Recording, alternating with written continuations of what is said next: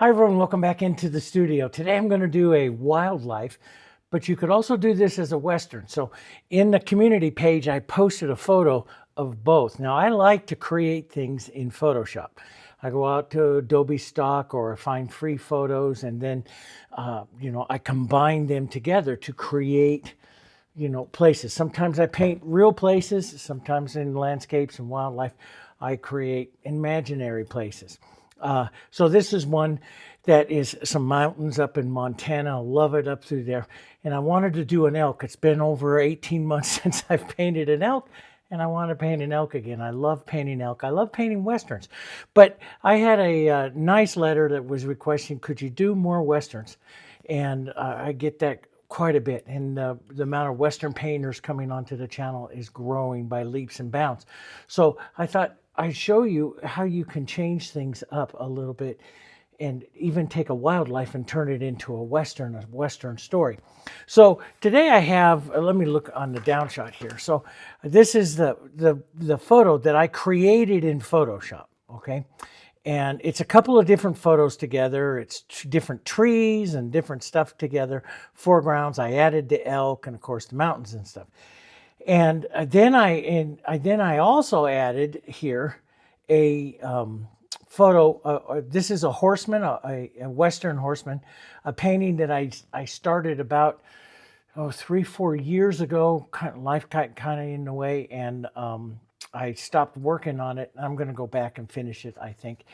But I found it. I found it in the studio, and I thought, boy, he would look really neat looking out into the distance there. So through Photoshop, I put him into there as well. So towards the end of this video, I'll talk you through painting this horseman here.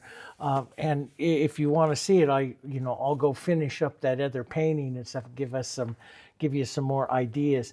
So you can start the landscape all out, but then change the elk out to a horseman. Now, also with this isn't the final horseman that I have, because I put a bunch of in Photoshop, and one I put on the community page. So if you go over to the community page, okay, go to the main page of our channel, go to the community page and click on there, and you'll see a photo of this. But I put some cows down through here, which I think would be really, really nice as well, okay, as a subject there. So paint it as a Western, paint it as this.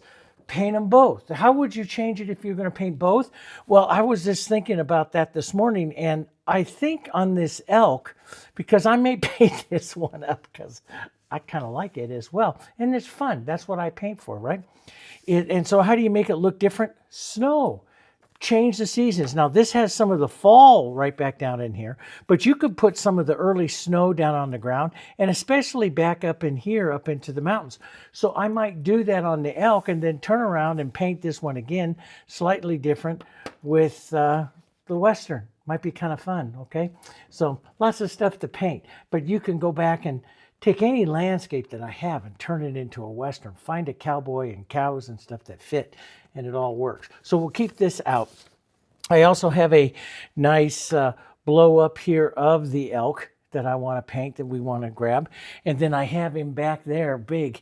Now the photos print out slightly, a little bit magenta. I like it better on that monitor there. So I'll be kind of looking between both, okay? All right, so let's talk about this. This is a cradle board. Cradle board has the frame on the side that you can see here. These are boards that I make, and when I do a big painting on a board, which I like the board because it's stiff, when I do a big painting on the board, I put a wood frame around it, just like you do on a canvas, but instead of using a canvas, I use a board.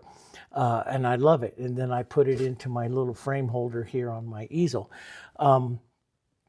And so this one is 24 inches tall, 27 inches this way. Now you could make it 24 by 36 out, expand that out. That's more of a standard like frame size. You might be able to find a frame for that. You can make it 24 by 24 anywhere in there just by cutting off certain parts of the landscape. You can shrink it down a little bit, like a 24 by 36 goes into an 18 by 24 or something like that if you want to make it smaller. But I love the size of this elk, which means the horseman will be just a little bit bigger here if we decide to do that, which I probably will. And I just love that, okay? So just might do that.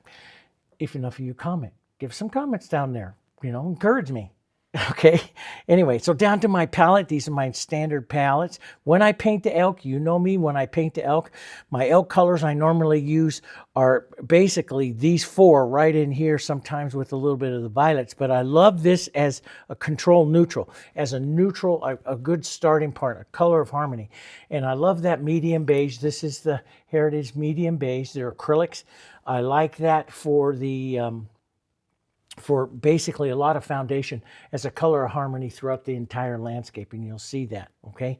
So I have this photo down to the side that I can compare colors to, and I have some open medium out here, which is the Matisse Dervan open medium. I don't know if I'll get to it absolutely today. I plan on, because it's late in the afternoon. It is it's almost 5 o'clock here in the afternoon, so I don't know how long I'll stay awake, but I'm going to start. I just have to start this painting. And so I have some open medium. I have some extender medium right there. And let's get going on it, okay? So the first thing I'm going to do is I want to set the depth of my painting. So I'll start with the sky like I normally do, drop it back atmospheric over some of these back hills. Oh, and for some of you that I will put a printable drawing that I did here, of the drawing that I did. I will put that in the community page. It's not too much because you can't sit there and draw a whole bunch of trees, but you know, it has the elk and stuff like that on it. I'll put that on the community page for the membership of the channel.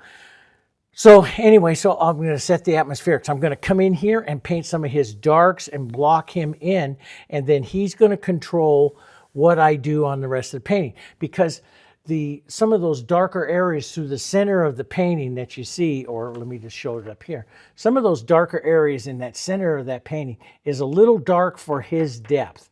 So we might have to change some of that darkness that you see there. We're going to follow that diminishing value scales that goes back. And this is basically a value scale. You can get these value scales. I have the link of them, everything, the links for everything, all the color names, everything that I do is in the video description down below. But we want to have those value ones up here in the front and all the way back up to our sky, which you see back up there, which is an 8. So I might make it an 8 or a 9. And that's what we want. We're going to control the depth of this painting through the darks, okay? And of course through intensity and temperature like we normally do. So let's go back up there first. We're going to I was going to start with a good 9. So we're going to, and it is just a touch violet. And so just a little bit. So I take my Phthalo Blue, which is almost a blue-green, and take just a little bit of it. Let's grab some extender, mix that into that as well. Doing the sky, we want normally, you've done this with me 1,000 times, we want it thinned out here, and we're going to start out thin. We're going to start out the back of the painting thin, and then as I block into the elk, then we can do some more stuff. But right now we start out thin, and we want to get this up to basically a 9, almost a 9, because it will dry a little bit darker. So we want to make sure that we keep that 9. I was looking for my other bottle. My extender's a little low, and I think someone stole my extender here off my table. So it's a little low, but we'll just grab some and add that to it. I use this to thin it out. This will slow down the drying time and thin out my colors a bit here. Okay, and so I don't use up all of my white there, I'll just add some more. It takes as you can see, it takes the tiniest little bit of blue. I'm going to save some of this sky for atmosphere later on. I might do some of the other westerns, like the Wranglers and stuff that I did. I showed you in that video how I came back in the very end, because it's a really a huge depth video. I mean, a painting. A lot of depth to it, and I showed you how you come back with sky glazing over the top of some of those back ridges to push them way back, and you get this depth to it. I like how the wildlife artist Dustin Van Witchell, who I'm a big fan of his paintings, a little more violet maybe. Let's see where we are, right up against that mountain there. See, we're real close. But I might want just a touch more violet in there. And I love to vary it anyway to have the atmosphere. But I like what he calls it, the humidity of the sky. And that's what it is, really. Okay, I'll take my big old 2-inch brush. Here's some more extender in it. And I'm just going to come in here, X motion here. And we'll just toss some color right over this. That's a little heavy right there, but that's okay. I like you don't want to lose your mountain too much. I want to go over my mountain a bit, right? So, but just so I can just barely, I know you may not be able to see that, but I can just barely see through that. It's not much room up there to put clouds or anything. And I was thinking about this as like, would clouds detract too much from him? You know, you've got to realize your subject. Now, see, if you want to take him out and paint some beautiful trees and maybe a rock right here, get rid of this and just make this a landscape, that would work too. And then I would probably add clouds or maybe some high cirrus clouds or something like that. Just some real scattered light clouds. You know, you could do that. I'm going to add a little bit more here, a little bit darker. Right up at the top, we know that happens in the atmosphere. So right up here like that. And see, I just X motion here like this. This keeps the atmosphere going, and so you get this uneven. I try not to do big, long strokes, so I'll X like this and then smooth slightly with some other shorter strokes. I like that. That looks kind of neat. So it's not too far off, a little darker up there in that top, but it's not too far up. You got that light area right in there, which we want to preserve that light right up in that corner there. So we're pretty darn close. So let's just rinse that brush a bit. Okay.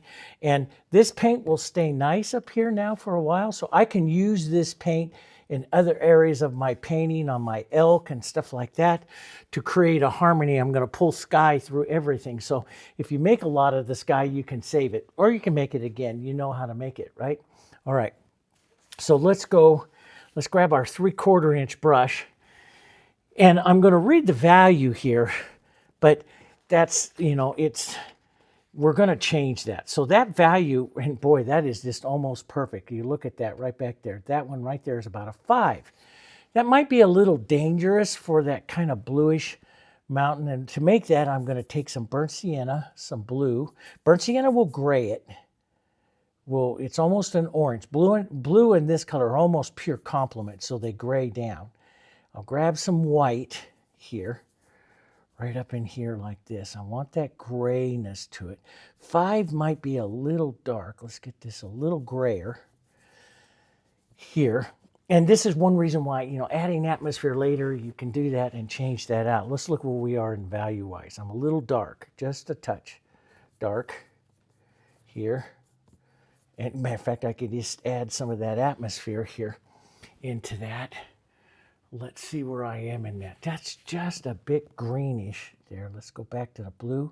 Maybe a touch of the violet here. And this is going to darken it, so I'm going to have to lighten it a bit. Maybe even a touch of brown in there. All these colors will be in the painting, so it's going to be good to do this. So let's go here. Let's just see here. I'll just leave that. That's better. And I'll just do, so light here is going to come in this way. And you can see that in the thing. You can see his light, he's got a shadow on his back. His light is coming through here. Look to the shadows coming off of the mountains there and the trees off to the right. So shadows will come off to the left. Mountains and highlights and stuff will come off to the right. And so now we got a good idea how we're going to do it. I'm going to take some browns in there. Some real light colored beiges and stuff. Now, sometimes I do this with the knife. Let's just do it with the knife. But you have to be, you know, do you do it with the knife? Do you do it with the brush? You have to be careful that how much interest and stuff you're going to give that. And, you know, so I will be careful with that. I've got just a little ridge of paint here on my knife. So I'm going to take that off because I don't want that interfering with anything. I'll just scrape that off. There we go. Gives you more control to your knife. Oh, that looks kind of neat. So, you know, you get these little, so you're gonna, you know, the darker colors, of course, indicate, you know, the trees and stuff up there. And the browns, of course, some of the different types of grasses and stuff like that that you see up there. And there is a little bit of shadow, but a lot of atmosphere right down in through there. So I'll just take let's just take our dark color we had. Let's add a little atmosphere right down in there, just like that. And that pushes that whole thing back, creates a little bit of atmosphere in between. So you get some interest. Isn't that kind of fun? You get some interest into that. You know, normally I don't get into that detailed, you know, into a painting like at this particular stage, but while we're putting it in, these back hills and stuff like that are easy to paint. And we just want to, you know, get some interest back there. And so you might as well add some as you get some. And as we go forward here, boy, this is going to be real tough because there's a lot of trees and a lot of brown. So I was thinking how to equally apply this, you know, how to get you guys to understand what we're going to do. And you have to, before you go paint anything, you have to have a good vision of it implanted here on this one because we're painting for depth. And we're painting, and depth is going to come a couple different ways. Depth is going to come through linear perspective. So in other words, when I make a tree this size here, right up here, right? And then I push back into the midground, I'll make it about half that size, right? And then as I push back again into another spot, I'll make it about half that size again. And then as I push all the way back to these, this just might be brushwork up here to say trees. You see what I'm saying? So you can see the linear perspective of that going down. So the big marks are going to come up here, middle-sized ones here. So it's very important that you don't put a big mark right back there. You've destroyed your linear perspective. And of course, the largest mark of a tree is going to be this one right up here. Let me just put this in with a little bit of this so you guys see. The largest mark is that tree. And that's what's going to create our perspective through this painting. So as we come back here, we're going to work very small back here. Those are going to be those trees, just little taps of them. And these trees will get, you know, maybe these get just a little bit of work here, smaller, but they diminish down in size. Does that make sense? So we have to keep that into our mind. That's the linear perspective. The atmospheric perspective is the colors that I use here are slowly going to be becoming more and more and more blue as they go back there, becoming more and more to the sky. So that's the atmospheric perspective, okay? And so there's a lot to go on here. So I was thinking, you know, when I look at this, why don't we approach this by painting the brown areas that we see? Then we know we got to fill it in with the trees. Does that make sense? Yeah, okay, so we know that those browns, and that's a lighter brown up there, lighter yellowish brown, little yellow, little medium beige. I love that color. Already, I love that color. And let's come right into here. We have a bit of that right in here. Okay, it's going to pull down right in here. We'll paint around his horns here for a minute. So not too much though, but just so I don't lose it there a bit. And we'll come back up over here, go through that tree I just did there. We'll pull down, right down through here. There's going to be an area of it. And I'm a little thin, so as we come in through here, there's going to be an area of it, of the grasses and stuff. I showed this to a friend of mine here. And he goes, that looks exactly like an area up in Utah I used to elk hunt. And I said, there's a lot of the elk country that looks like this. And so this type of stuff, you know, if you're a painter, an artist, a selling artist like I am, good mountains, beautiful mountain scenes like this that remind people of different places are a lot of fun to paint. here. Let's just push some of that right back out in here. Right, boom, right in there. Let's pull that down. We're just putting in some of those areas. I'm just glancing over at that other side over there. We'll know we'll get this little ridge line. This little ridge line is going to come down through here, right? And it just gets me closer to the photo. And I, normally, and this, in all honesty, normally I don't worry about this kind of stuff, but I'm worried about keeping you guys knowing exactly where it is that I'm painting here. And it goes by this because I was painting a floral, one of the last videos, and I read every one of your comments, guys. I read every one of your comments.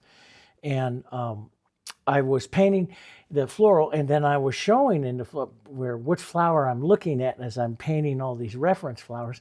And I got a comment on there that said that was extremely helpful because they got kind of lost to where I was looking. And so, I want to try to remember to do that and stuff. So we have this line of trees that's right there. That's this one that's right here. And I want to come right up here, and I want to put some of that. I have this band of trees that comes up this way. And I want to go into where I think the trees are a bit, and I want to go into my elk here a bit, right over the elk here. We'll just take this light and just maybe a little, you could use extender or water. I'm just using water because I want this to dry pretty quickly. This is all down in here.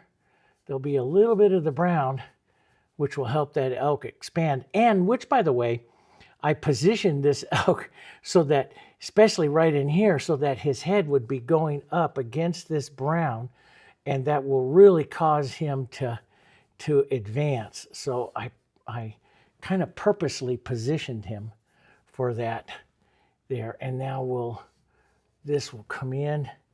Let's grab a little more beige, a little more white, a little bit of yellow here. And we'll go get this in there. And it's going to go right through that tree. So we'll just go right through this area, because as we paint the tree, if we leave the nice sky holes in there, you will see the colors. Okay. So that's pretty good up in there.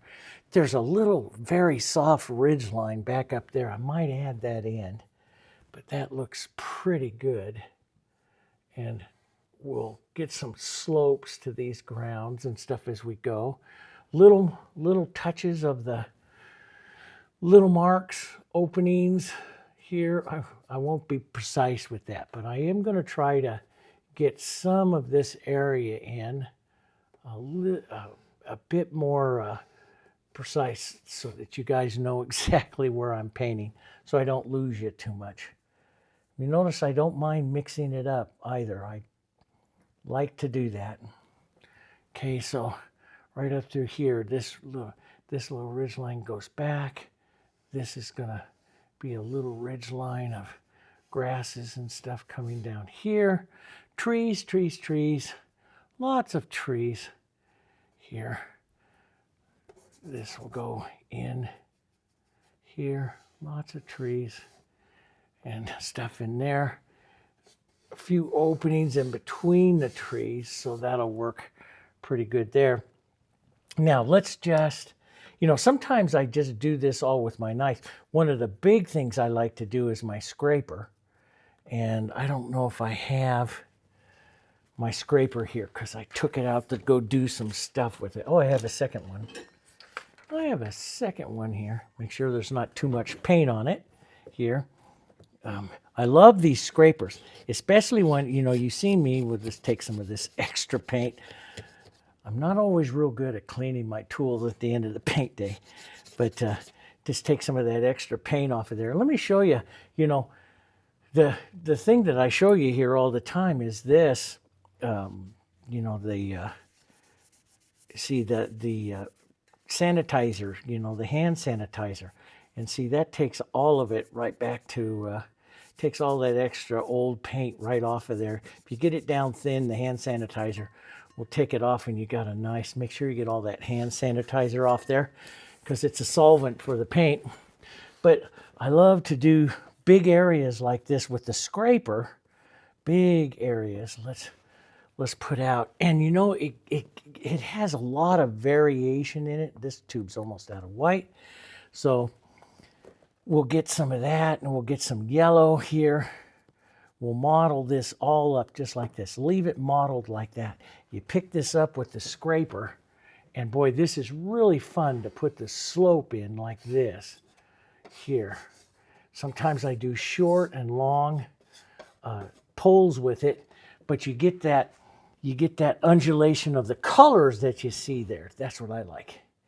And you can move more darks, like there's light back up there. So if I had light back up there, I'd reach up, grab a little more white into this.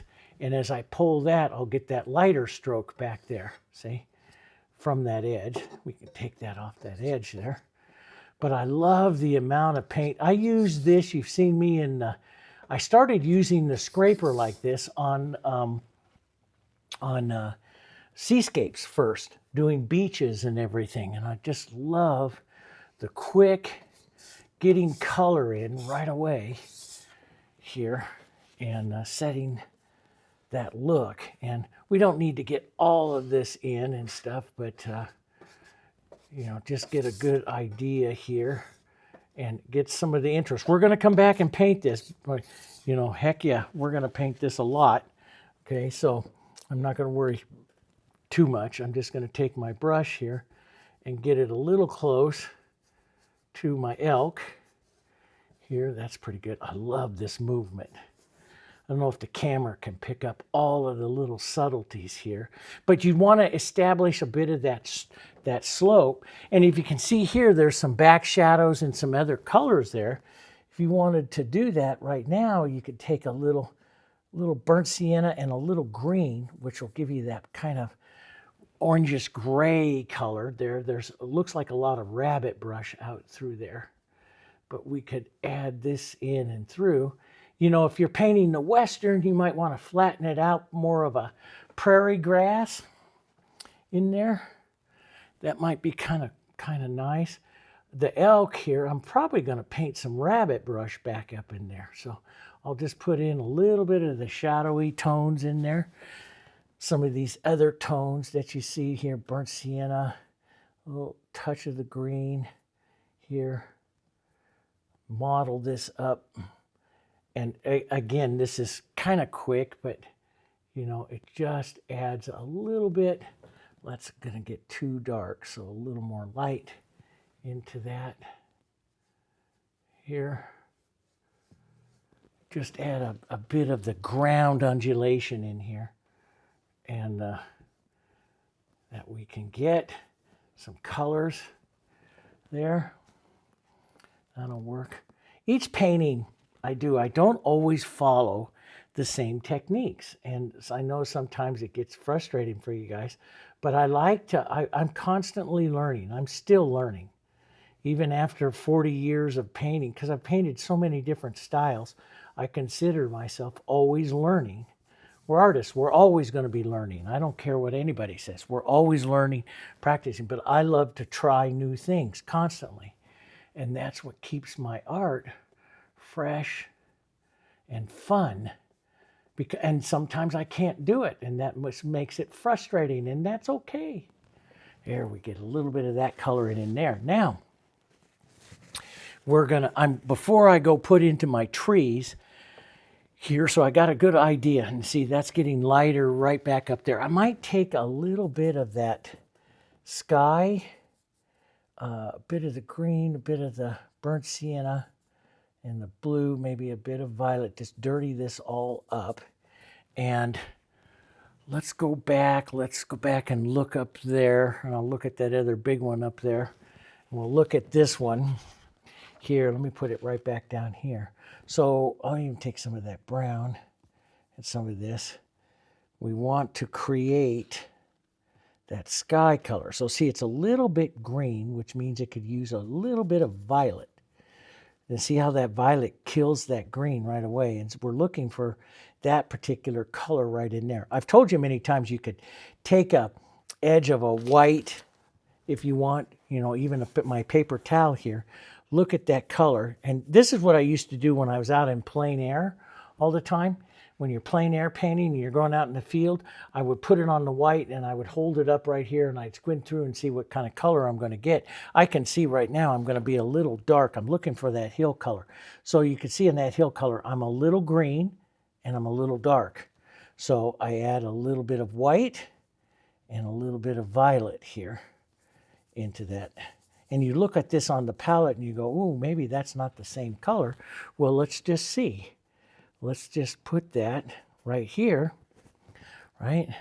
And you got to remember this is, and I'm a heck of a lot closer to it than I am right there. Still a little, believe it or not, still a little bit green. But I think because I'm going to paint this a couple of times, I think I'm close enough. I'm going to add some extender here, maybe a little bit of the sky into here. And I'm going to use this to kind of break up some of those areas back there and start to give some of the impressions of some of the trees back there in that very back here. So we'll use that.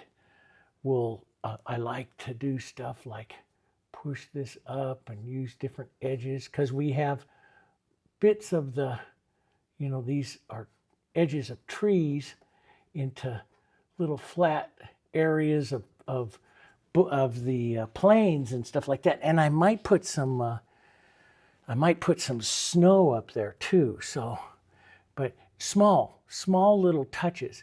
And we'll get over here to establishing, like right in here, we'll establish a bit of the shadow here. And I'm just push that back a bit. We'll establish some of the shadow there. We'll lighten that up, maybe a touch more to our green and touch some of the light. Now I'm going to use, my plan is to use a little bit lighter because we're on the light side of the mountain.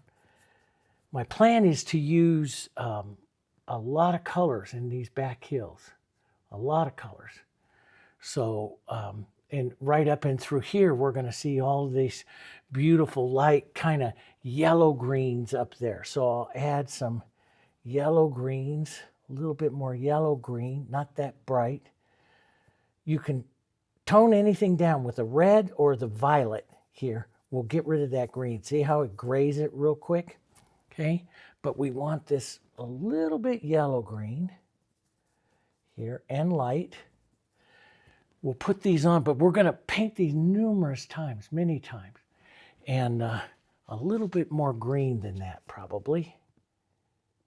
Carefully here, a little bit more green, tiny bit of additions here as you narrow down the color. And that's what you have to do is and a lot of people say, okay, how do you go about looking at something? When I put that out there like that, when I first identify it, really I cut the wheel kind of in half. Is it yellow, blue, orange? Look to your secondaries. Your primaries and secondaries, which the primaries are your red, your blue, and your yellow. And then in between, your orange and your violet and your green. So as I put something up there, let's say that I'm going for a green. Now the green can lean yellow or it can lean blue. And that's what I'm looking for is the green. So that's when you saw me go this way. And could use a little bit more violet, right? So as I'm putting on a secondary, I'm getting that kind of bluish or kind of color there. It leans more violet. It doesn't lean more green, it leans more violet. So now as I'm putting on this brownish kind of color, greenish, brownish kind of color up here, it needs to lean a little bit more green here. So I'll drop that in. Does that make sense? That's how I approach, painting of some of those colors. So what we're looking at right here is kind of this color that's right there. And I'm off just a little bit. I'm a little too bright, but I'll fix that. We'll get that into there. We just need a good color to get in there first. So, and I'll use smaller little marks here. So I use the big brush with smaller little marks. This will make it look like, I've got the small trees and stuff up there. I don't want to go in there with the little brush. You'd be there all day, right? So, yeah, so we'll push a little bit more into there. After that, this is a big, long, shadowy area right down in through here. We'll push some of this right down in here. Just push this around, tiny little pushes here.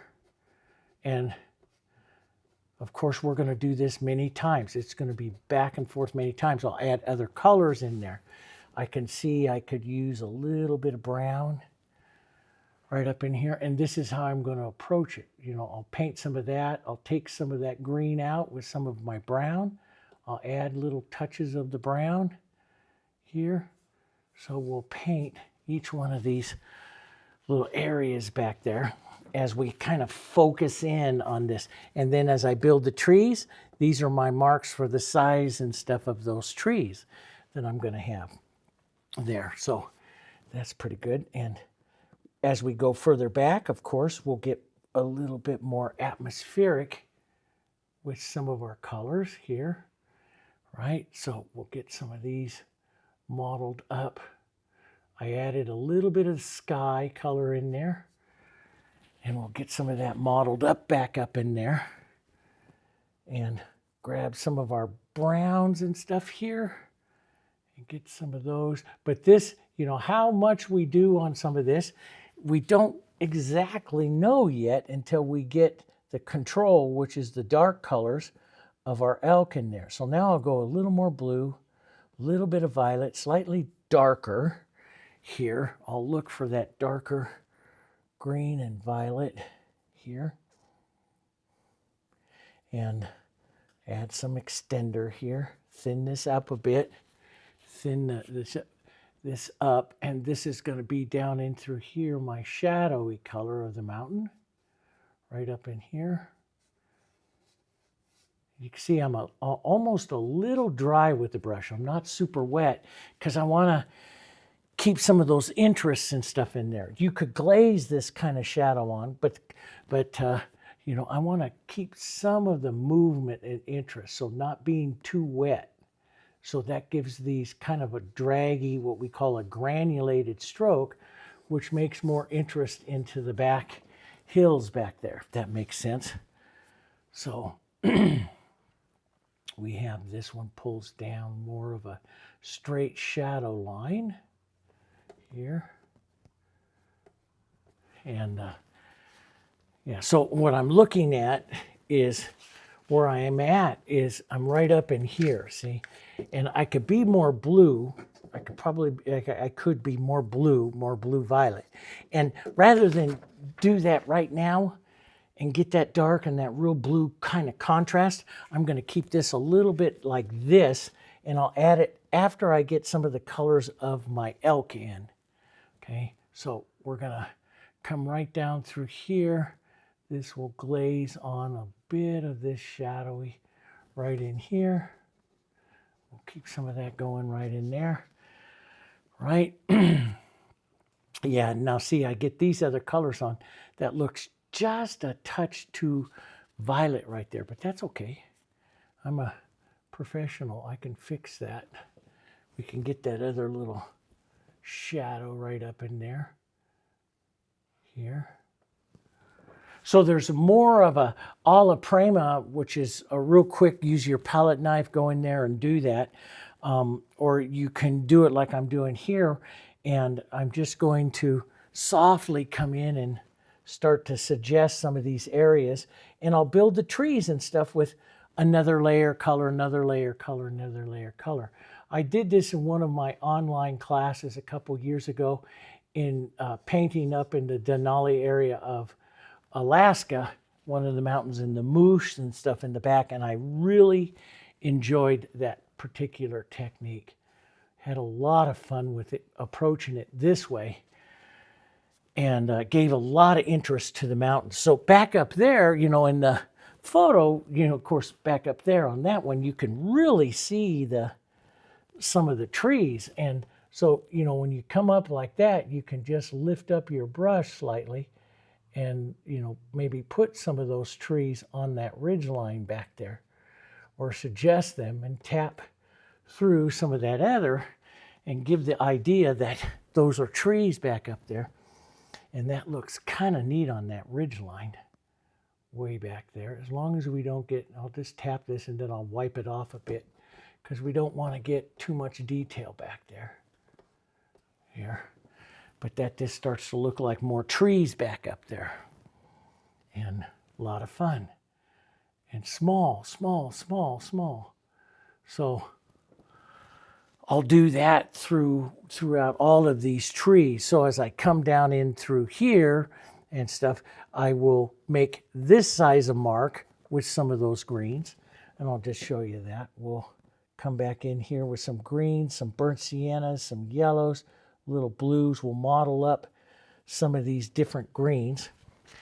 We'll get close to that, but I'm not going to worry about getting exactly like that, right? We'll get close to seeing what that is going to be like. A little bit more blue here. And that light. And I'll just show you. And you could use a smaller brush here too, but I'm a little soon in the painting. So I'll use a smaller brush. So I don't want to go any bigger than that. And as I go back up here, I want to go a little smaller. Does that make sense? So a little, no bigger than that. A little smaller as I go back up. Maybe back up through here. No bigger than that. And that's making the idea of the trees here. Maybe a little bit of the blues in there. We're going to have some deeper shadows in there, right? And some lighter, a little lighter colors, but I'm going to do this several times, so I don't want to get, I'm just setting up the areas, and I can see right now there's areas that I need to add more of the beige and stuff in there, which I will. But this is kind of like blocking it all in here. That's what I want to do. And there's other ways where you can do it more a la prima quicker. And, you know, if you want to do that, you know, like an a la prima, or you may come in here and like the trees, you may just go like this and then up and down a bit and get some of that interest. That becomes better and easier as you come forward with more identifiable trees. It's a little dark there, but and you can wipe through and create that interest. Back up in here, we don't want to create too much of that interest right now, right? So we want to keep some of these a little softer. And so what I'm going to do is do multiple colors through here, through those, then smaller as I go back. That's the biggest thing. Linear perspective. Keep your linear perspective in line all the time as you're building these. So as you go back here, just small little touches of color here. And we might come in and put in some, so these are vertical strokes that I'm doing, but I might come in there and put some horizontals in to establish some shadows. Like what you see, like right up in through here, there's a shadow line that's right up in through there by the bottom of the tree. Well, before I leave that area, I can certainly come in there and establish some of that shadow, a little bluish, maybe just a touch of that violet in that a bit more, which will darken it here, and a bit more up in there, and work that in. And I love to use my fingers, or, you know, if you're working in oils, you don't want to do that. You want to just use another brush, but I'll start adding shadow lines to that as well. And so after you get some of that on, now we can, you know, we can go back and revisit. You know, I'll go back and forth. I go back and forth with this stuff. Let's revisit some of our light, warm areas here. Like this one is going to come down. That's that ridge line that's right there.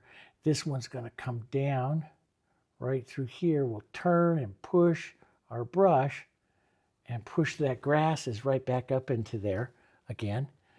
Right, let's round this little bit of the hill right here a bit. I'll bring that right back up forward again. So you see, I don't try to do it all at once. I put some of the colors in. This is going to be the light side here, so I'll lighten that up just a bit. On the other side over there will be the shadow, so I'll grab some burnt sienna with that, a little bit of blue, slightly darker this side that leans this side here. That's the shadow side of that little hill there. So you can see the shadow going in. We'll tap other little bits of light and shadow around and just slowly paint in. It's like, I loved it. And you know, I talk about John Howard Sandon all the time because I think he was one of the greatest of all painters. But he always calls this the mosaic of the tones, and that's what I'm working on. I'm putting in this mosaic of tones here. And so I'll come back and tap some of these light areas through here and work some of this. This is how I'm going to work it. Work small. And you're constantly, all of your brush work and stuff is constantly thinking the linear perspective. The marks and everything are always thinking linear perspective. This is a beautiful little line of color coming down that hill there, and I do want to capture that pretty good. So I will work that because this is where I really want the viewer to come back down through here. So see small little marks of trees, and don't make it smooth, make it undulate here. That's important. Undulating ground is very important for the interest there, right? So what I'm actually looking at is that little spot right there, see? And you can see I still need to get that other blue in there, and I'll do that. But yeah, that's gonna work out pretty good right there. And I got to get this other ridge line right up here, a little bit of that color up at the top of this ridge line here to help separate that. And here's the other thing is, you're gonna come off, you just try to get close. I'm just gonna try to get close. I'm not gonna let all of this, you know, trying to get this exact eat up my my painting time and all that kind of stuff that I have. So I'm using this for inspiration. So, and I'll let it be just that, inspiration. But I'll break up some of the ideas of the trees by getting some more of the browns up in there.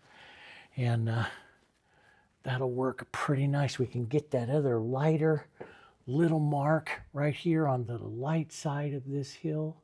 That comes forward a little bit, maybe a little texture into it right there as that comes forward.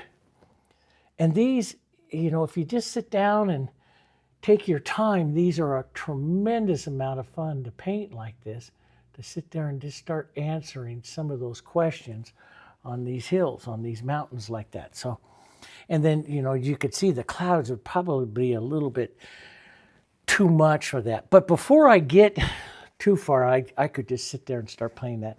And I'll probably this evening, I'll film a little bit of it, but I'll probably this evening, that's what I'm going to paint, is I'll paint that and start putting it in. But so that I have a better idea about what I'm going to do here, I'm going to come in and work on this elk a little bit more and start putting in some of the lights and darks of the elk, not all the colors. So I paint for light and dark, then halftones, then what we call transitional halftones, and then what we call broken color. That's how I approach it. So I'm going to paint him for light and dark, and then I'm going to paint halftones in between. And I have a really nice photo of him here, and I'm just going to put that up here, and so that you can kind of see that. And we'll try to come in as close as we can and stuff, but here, we'll do that here, and we'll just tape this up here so I can look at him in light and dark. This is our next step, light and dark. Okay, so we'll come in and start adding him right in here. So I'll look to some of these darkest marks, some of these most beautiful marks. I'm just going to paint right in here, even though some of this is wet. I'm a dirty brush painter. I love it. And I love to carry the colors and the tones. So I'm going to go blue and burnt sienna and some red violet here and make a darker tone for him, real dark, down around a a 2 or something like this. Now this brush, I don't know what I'm thinking here. This brush is pretty big for that dark mark but I think I'm just going to go ahead and use the corner of it. Let me get a fresh paper towel here. Okay, and because I think my other ones, this one might be a little better, but so this is a little flat, not a little, this is a number 10 flat and fusion here, but I'm just going to go ahead and use it. I see that dark mark that comes here by the corner of his mouth. They all have that. Here, I love this lip area. So when I'm painting with the flat like this, I actually use the corner of the brush, and I love using it like that. So I'm putting in the real super dark, and look how super dark that looks on him, you know. Looks really, really dark. Let's put a touch to the back of his eye here.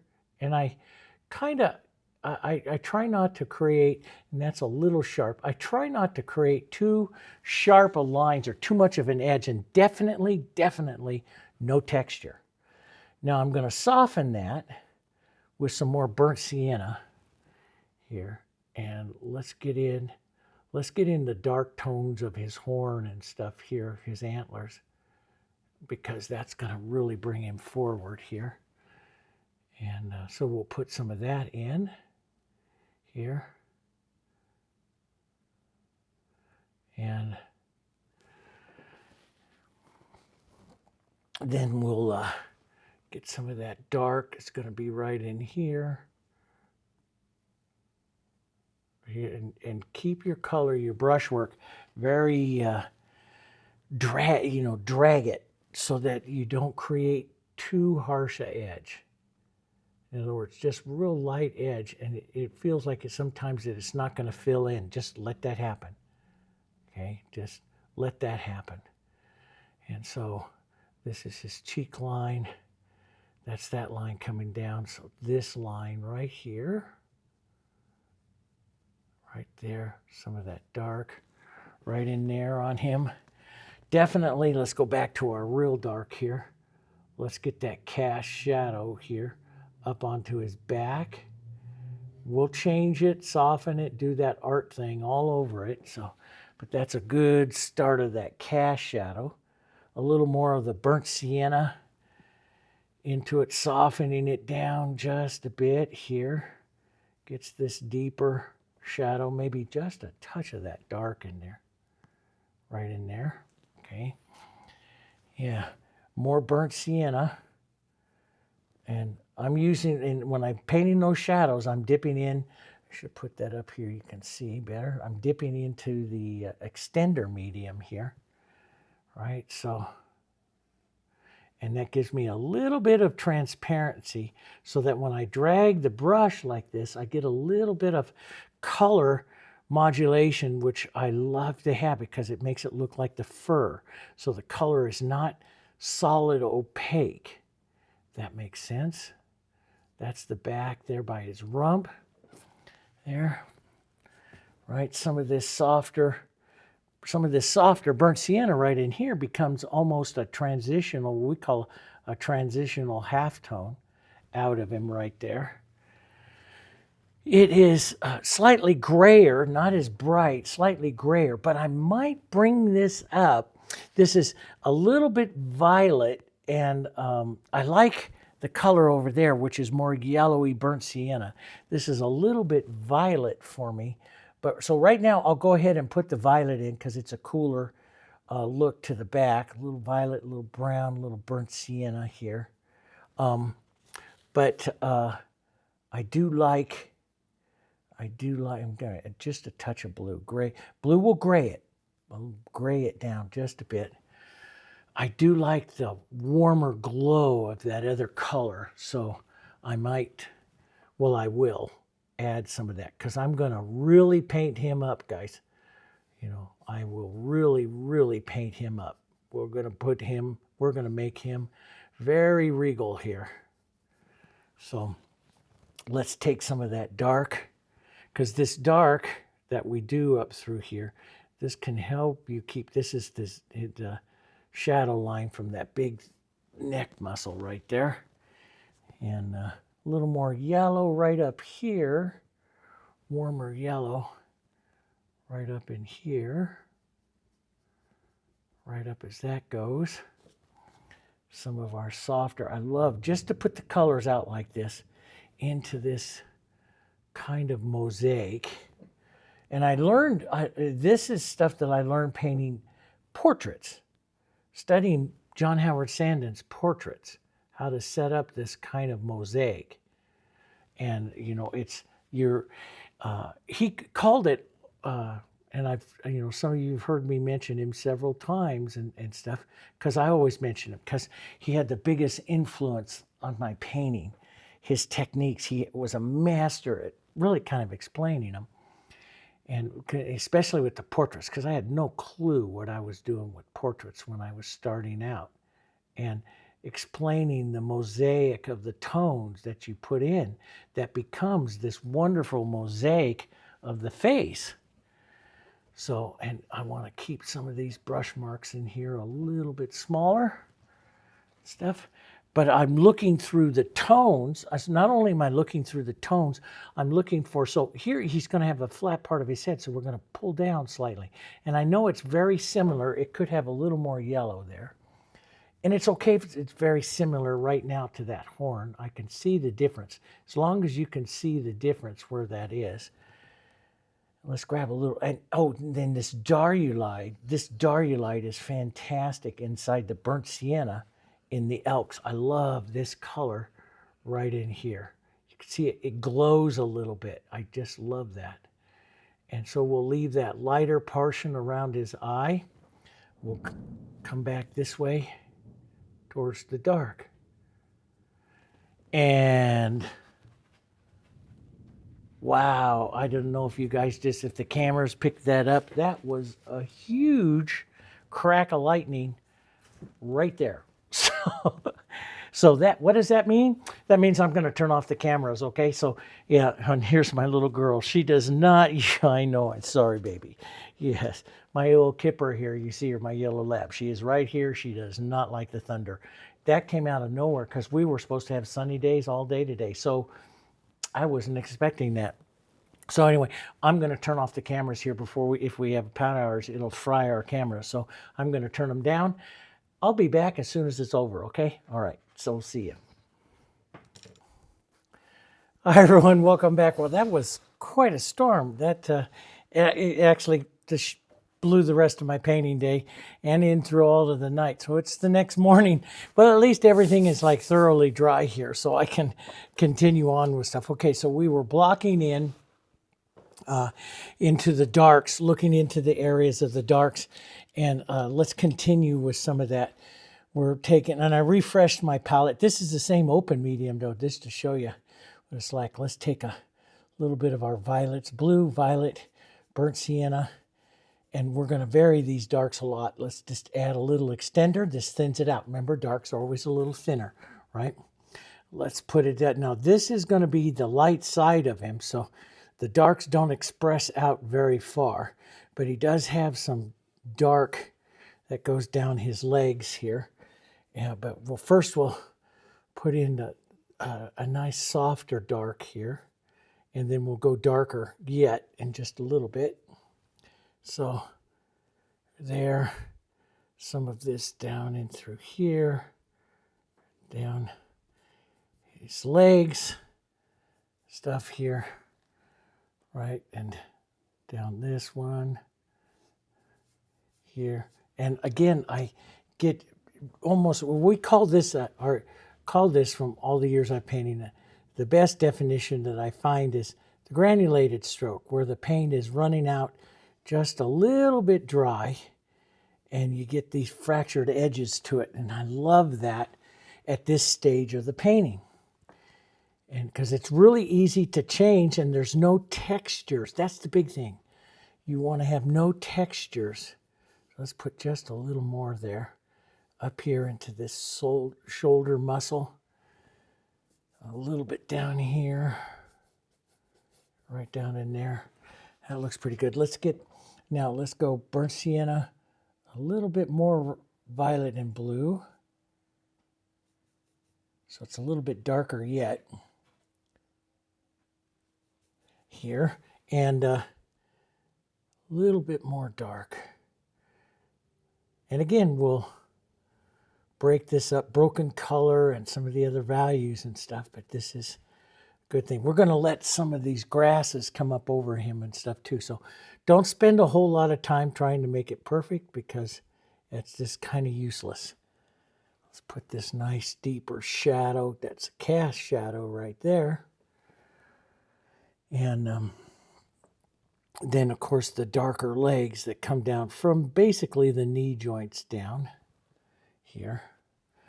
Right up in here and down. Thin. Down like that. That looks pretty good. Okay, so now let's go into the tans. Now you can see if I'm going to adjust this color because I'm not real happy that this is a little bit more violet.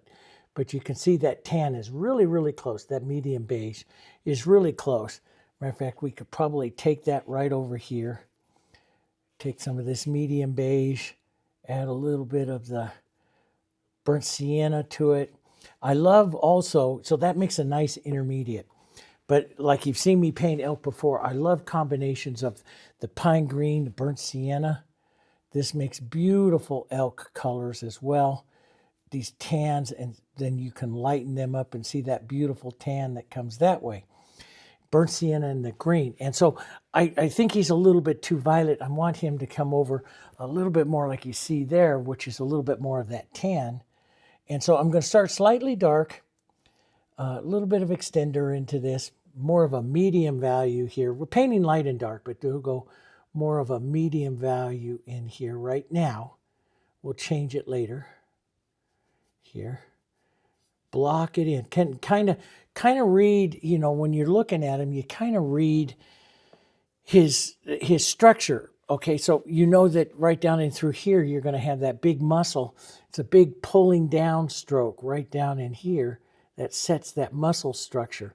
And then this one just kind of rounds up right here, which rounds up his chest a bit here. It sets that in. And that muscle structure comes, you can see that almost pull down, pull out kind of feel of that structure right there. And I love this edges. I like these edges to be soft right over here. That's going to be lost. So we'll leave it kind of soft. I'm thinning out a bit just so that it's easy for me to set other values in on top. And then we're going to start painting more and more opaque. Now over to that side, coming over here is a transition. This is what I would call a transitional halftone right in here. It transitions from the light into some of these first initial shadows. So it's basically a combination of what you're painting with and what you painted with already. That makes the transition of it. We could have a little more dark here to kind of show the structure there. That's a little bit soon right now, but we can do that. And a little bit of that dark can come down here by this front shoulder muscle down as the shadow. More of a nice medium beige and burnt sienna transitional tone right here. So what I call a transitional tone is between the medium beige and this thing here. So it's medium beige and the burnt sienna. And then we're going to be going into more medium beige, maybe medium beige, even a little bit of green, because we want this to be not quite as red-violet, a little bit of green as we come into some of these tones up here. He's a little warmer, a little greener. And he's got to go lighter as well. So let's go a little bit lighter. Let's get a little closer to what he is. Doesn't have to be perfect, but let's get that shoulder light coming right down here. And some of that motion right in there. Okay. Build that up a bit more. And as I paint him, what I do is, you've seen me paint him. Those of you that have watched the channel now for a couple years, as I've been painting the wildlife, you know this is a wildlife way of approaching that I like. I like to go to those transparent shadows. And then I like to paint the lights but sometimes I'll move up to a halftone. So, and what does that mean? You have a value scale. You have a value scale, light and dark. So if my darks are down here, then I put in some light, and then I'll go somewhere right in here. That would be a halftone. And each time you go in between is a halftone. So if I have a 5 and I have a 2, I'm going to be right between a 3 and 4. And then transitional tones, like if I have a 3 and I have a 5, transitional tone would be the 4. Somewhere in between, as they get closer and closer and closer in colors, you get transitional tones, ones that help the softening of the movement. Now, how much difference, and this is very important, how much difference you leave between your light and your dark and the transition of your tones is how much contrast your animal has. That's what we're looking for. So as I put this on, I can see there's almost like a sideways push here as it comes down. Some of this, we're going to put in multiple motions of our brush, small choppy little bits here that are going to start to suggest some of his fur and stuff there. A little bit more of a transitional tone right down in here. So I take a little bit of that lighter beige I was doing and right over and into the burnt sienna, maybe burnt sienna, a little green right down here. Put some of that in. Maybe add a touch of blue as I go deeper, because the blue is going to cool it, get it darker, and head it into the shadow. Does that make sense? So you can see kind of where we go here. So it goes from the medium beige and white through medium beige, maybe a little green in it, and then down into some of our burnt siennas sometimes with a little green, burnt siennas, sometimes a little bit of blue. And we start adding some of the other tones here. Here's some of the grayer tones going into him there. And that's what starts to build them. And that's a real pretty kind of tone. I took burnt sienna, a little green, and a little blue. And that's a real pretty kind of tone there. I'm going to add a little bit of extender to this. It's a little bit grayer, a little closer to what that is there. I'll put some of that tone. See, just whisper it on here. I call it whisper. Light pressure on the brush here. Push some of that in, right in there. Gets that a little closer, not quite as much violet as we added last night. So let's get maybe a little bit more blue, some green, maybe a touch of violet. A little bit of more blue and green there. Right down in here. Here. Let's get that a little darker right over here. A little more blue. Burnt sienna, violet.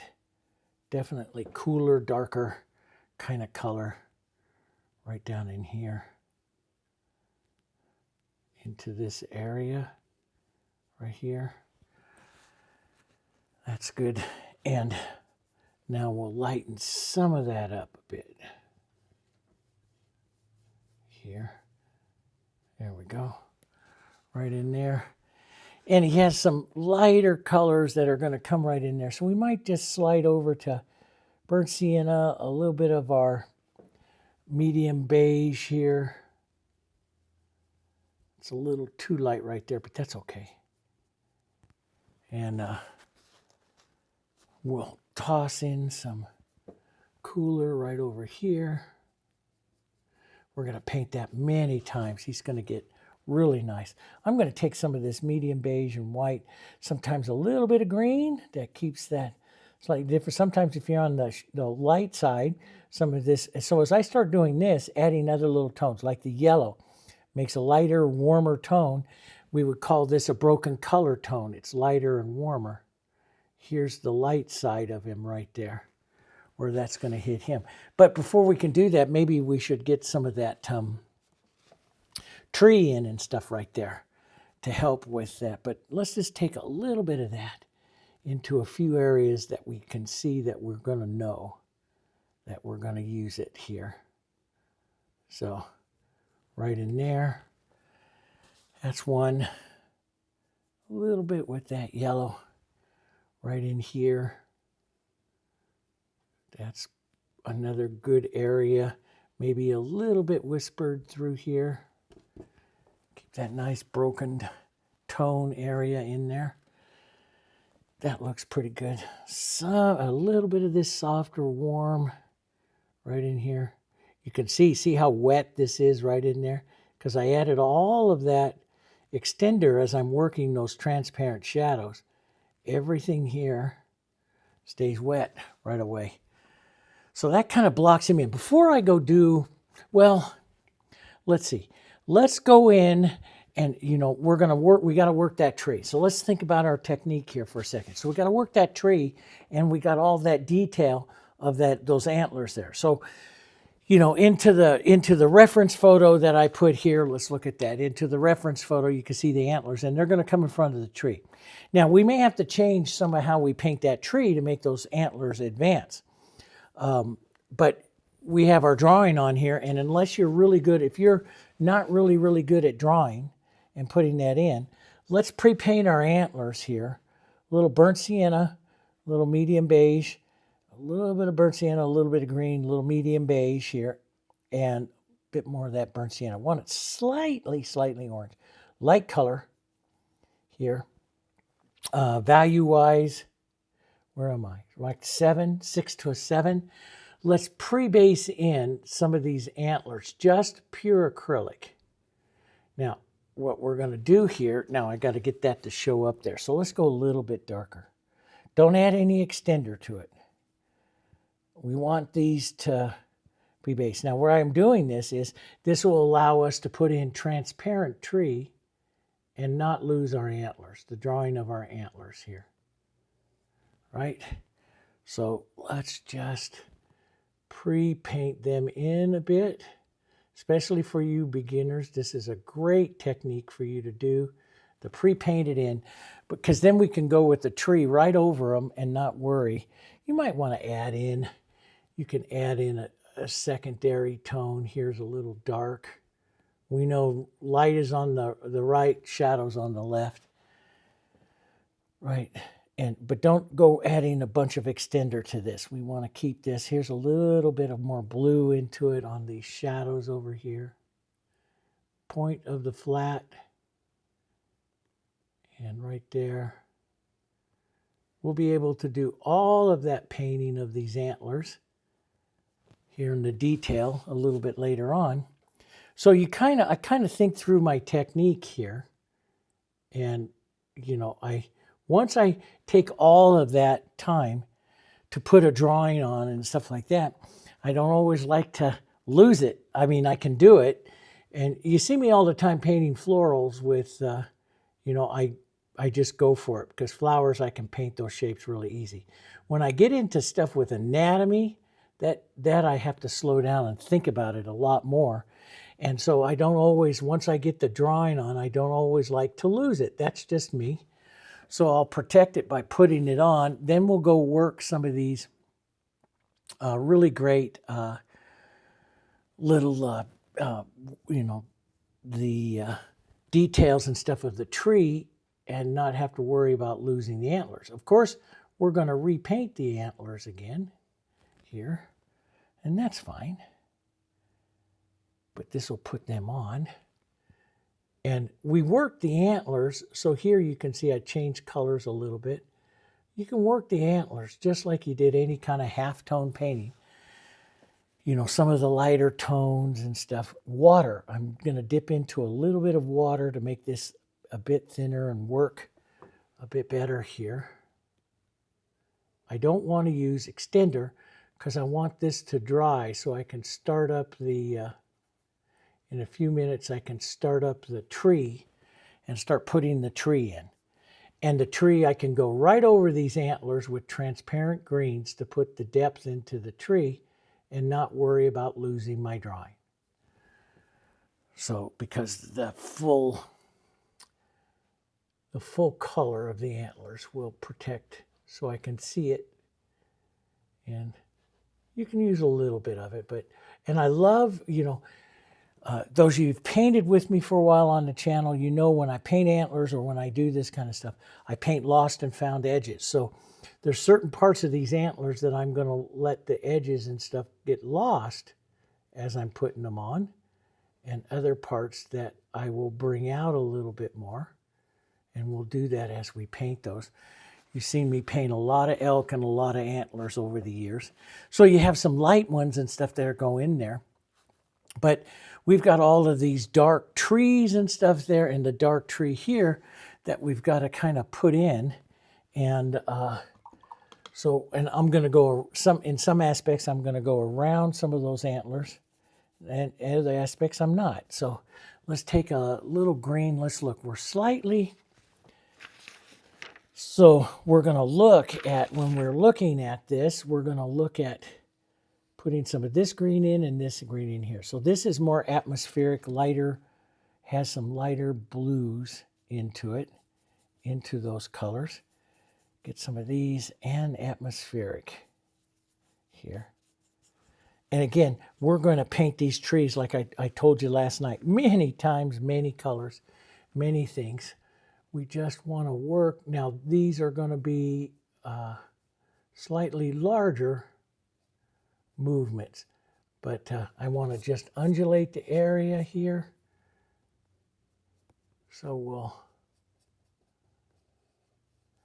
but we want, like when you're coming up against the edge of an antler and stuff, we're going to soften some of that out because we don't want to lose that antler. Now, it's going to get lost, and you can see it gets a little bit lost in there, and that's going to happen, but that's okay.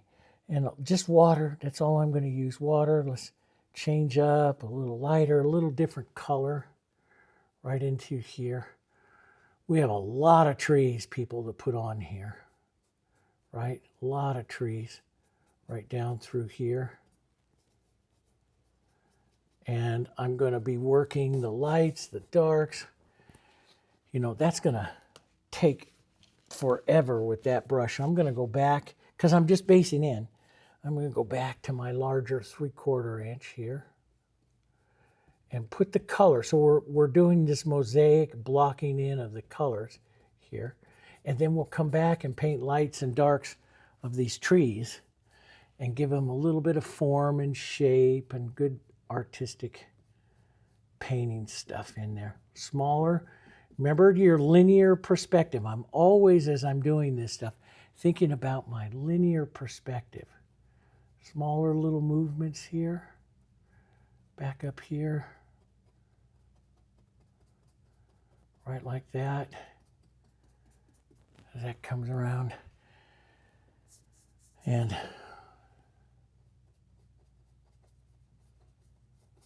here.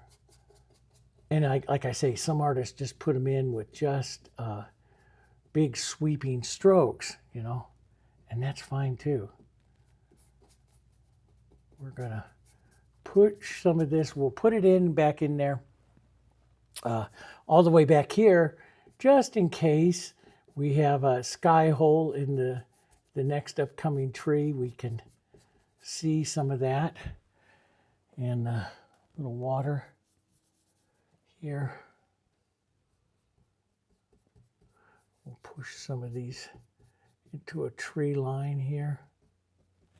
There we go. More natural line there. Yeah, that looks pretty good here. So let's see, finding that one there. So we got that darkest kind of coming down. Let's push this a little wider here. Some of that. There. And well, I'd see, I'm not going to do any more than that. That's enough to really keep me going. I can, if you want, you can come back here with some light and medium beige, a little bit of yellow. Put a couple of the light struck strokes that we see up here, which will, you know, I'll tap that into the edges of the trees and just pull this very dry, draggy. And you see, you get that. And it's this painting back and forth. See how I do this edge? I'm going to paint these edges back and forth like that. That's going to give me the softness. Now, there's some of them that we're going to, you know, be a little bit more precise on the tree. And that will give me a more precise look to it. But there's some of them we don't have to. So, in other words, what I mean is, let me take some blue, some burnt sienna, a little bit of the burnt sienna in here. Just a nice soft kind of green, a little bit more blue here. Vary these colors. See, we're going to vary these colors quite a bit. So I have that real dark coming through there, right? And so then we'll have this. This is going to disappear down more to a point, a little bit larger ones here. And sometimes I'll take these trees. See, that's a pretty color to come inside of that one that we did already. Starts to break up that tree a little bit, the tree line a little bit more there. And there'll be some just marks of those trees breaking up some of this. And you'll probably change some of the positioning of these trees several times, like into this valley. This has some more coming up. Vertical, small little vertical strokes. Now, you know, and there's some artists that would, like I say, that just takes the horizontal too, and they make beautiful trees as well. It's all what you want to do here. But like when you look at that big one up back there, and you look carefully, you can see like the little broken edges, even on this guy back here, you see like little broken edges of those trees. Now that gets too much into detail right now, but you're going to see you can do that and give the idea of those trees. We'll do more. I'm going to do a lot of details in that. Might be too much for right now, but let's get back into this guy. We'll let this dry up for a second. It's already almost there. We'll get into this guy blocking that in, then we'll go in and put in that big tree. Then we'll step back and do some more on our painting, okay? All right, so let's come in and work this. So we're going to be working for those halftone colors right in there. And I'll grab I think I'll do this. And so that's my 10. I'll do this, I'll go a step down and brush. And sometimes, well, not sometimes, a lot of times, I went and got myself a new one. I deserve a new brush. I do like painting with old brush. This is a number 6, Fusion Filbert. And when I'm painting an elk or something this side, I really do like the Fusion Filberts because I can rock and roll onto the sides and stuff. Really easy, use sides and edges of the brush. So I'm going to go that burnt sienna, boy, and that little yellow, little green, little white, right from that right there is almost a perfect color to get in, right in there on that cheek. And see, I can use the tip or I can roll over onto the side and give a granulation to it. And I love painting like details on animals and stuff. A lot of times, you know, you'll see me use both brushes, but the filbert by far is the most, I want to say, it gives the most interest because you can roll over and use different edges of the brush really easy. And that's what we want to do. So I'll grab just a little more of this dark and the blue and that burnt sienna. We'll use that right in here. Round up that cheek a bit here. Pull down. He gets some of that pulling down. That pulling down motion. You can see that big kind of pulling down motion there on the cheek. So we want to preserve that. A little bit of light orange right down in here. There's the lightness of his eye, but we want to preserve this pulling down of the cheek here, right like that. That sets that side plane of his face, okay? Let's get a softer, lighter color right around his eyes. Okay, so this goes in a little bit more here. First set of that light, really light, some of the yellow and this beige and stuff we had earlier here. Really light. Now, I encroached, I got a little too fast there, encroached onto his eye. If you cut, this is going to be very important. If you cut, let me show you here too. If I cut too much across the side of the eye like this, he will get angry. See how he starts to get angry? So you set his expression by that top light, how it eclipses the eye, the darkness of his eye. If you make, and a matter of fact, I'm going to be real careful here, so I'm going to go slightly smaller. Let's go down to my little number 2. You don't see me always change brushes this much, but I really want this guy to be royal and regal, so I'm going to take the time to do that. But so if I feel like I've encroached it too much, and I sometimes will do it on purpose and I'll go back and forth, I'm going to take some of my dark again and just come back, and I start to slow down and rest your hand and start to get the roundness back up to the top of his eye. See how he goes there? And there's actually a darkness that comes down that makes the tear duct area of his eye pulling to the front part of his eye. So we'll put that in, right? There's going to be some other tones. I see all kinds of other tones in there, and I'll answer those. I love just some warm burnt sienna tones in there too. A little touch of that into the eye. There. That always just makes him very, very interesting. Let's put some of that real light warm right around the eye here. And as I lay these first mosaic in around the eye, I do it without texture. And it's really easy to get a little ridge of texture when you're putting this on. Be careful not to do that, because then that will make it tougher to change something in the eye later on if we don't like it, okay? So be very careful not to get too much ridges in here. Towards the last, after we've set up the whole mosaic, there's a little lighter. Let's go just a touch lighter. And after we've set up the whole mosaic, then we can start adding a little bit of texture here and there to fix that up. Let's go a little lighter yellow right down in here in his nostrils. Some of this light color right here onto his lower jawline. A little darker, more burnt sienna onto the top up there. There. Model into a little bit darker. In other words, just pick it up there on your brush without blending it. Let the two just kind of intermix here as you tap in some of the other tones in the front of his face there. A little bit of the dark there to say that's his, little bit coming off here. So now, I'm setting up most of these tones. Let's go a little bit yellow, a little bit burnt sienna. That Diarylide and burnt sienna, like I told you last night, is beautiful together. Makes a beautiful tone that helps that upper shadow of his lip.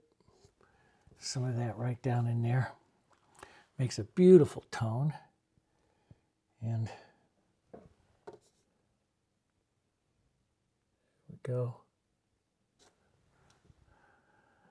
Yes. A little darker. It's like to go darker, you grab that burnt sienna and blue. Sometimes burnt sienna, if you want it more dark and gray, burnt sienna, or excuse me, blue and red, the Naphthol Red Light. There. That looks pretty good. Now let's take some of that burnt sienna kind of color here. Let's break up some of the edges around the eye. In other words, cross the colors. Model the edges, soften the edges going around there. Let's take some of that dark, the smaller strokes, smaller darks, modeled up. This creates the interest around the face and the elk here. There we go. Model that up. And I'll take some more of that burnt sienna, Diarylide Yellow. Real pretty, orangey, bright tone. Tap some of that in there. Following what you can feel the contour here. This is that downstroke area, so we'll feel that right in there. I see some of that nice warmed up here on his forehead, the crown of his head here. Here, a little bit of it crossing here. But these areas that you see on him, I'm going to paint several times to get lots of that mosaic of tone in there. Each time narrowing down, doing a little bit more. So I see I'll take a little bit of that light that's right there and right into this a bit. Tap a few. Don't, you know, the thing is, as you work, and this is the technique, as you work more and more into this, what you want to do is small down your the actual technique, the painting of it, small down the areas so that you don't cover up everything that you've done before. You're now adding another accessory tone, so you don't want to cover up everything that you've done. You just want to shift it or you know, work it a little bit different, if that makes sense. Sometimes if I'm going to go from a real light, like I'm going to do right now, into a real dark, like the burnt sienna and the blue, here, I rinse my brush. So I just rinse my brush here, get rid of all that extra water out of it. Here, let's look to that nose area here again.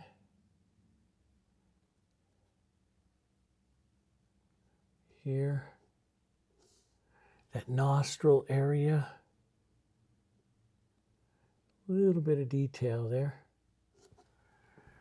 Here, start to build some of the details. Little darker mark right in through here. So again, I'll restate some of this stuff, right? That darker mark coming here up his forehead a bit. And I might put on too much and have to come back and do it again, which I normally do. Back and forth several times. That's how we paint it. We should probably give him an ear over here. That'll make him better. Right in there. Really a dark, almost blue and violet. Dark, real dark to the back side of the eye here. That is really going to push that other part forward. And then it gets a little bit lighter to the front side of the eye. And then you have that catch light that's right in there if you want to put that in. It's a little soon for me to do that. Sometimes I'll do it right now, but right now it's a little soon. So we'll widen out this just a bit. See if I capture that shape a little better. There.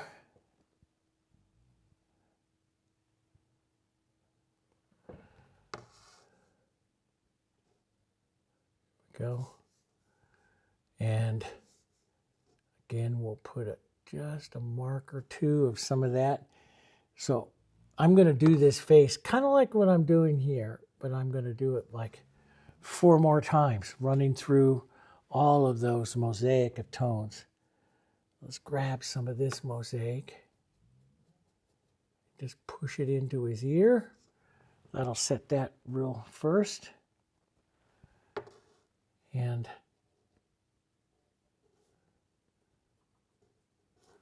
there we go, into that one right there. That works pretty good. Now let's just take a thin little water, a little of this paint, and let's just kind of drag.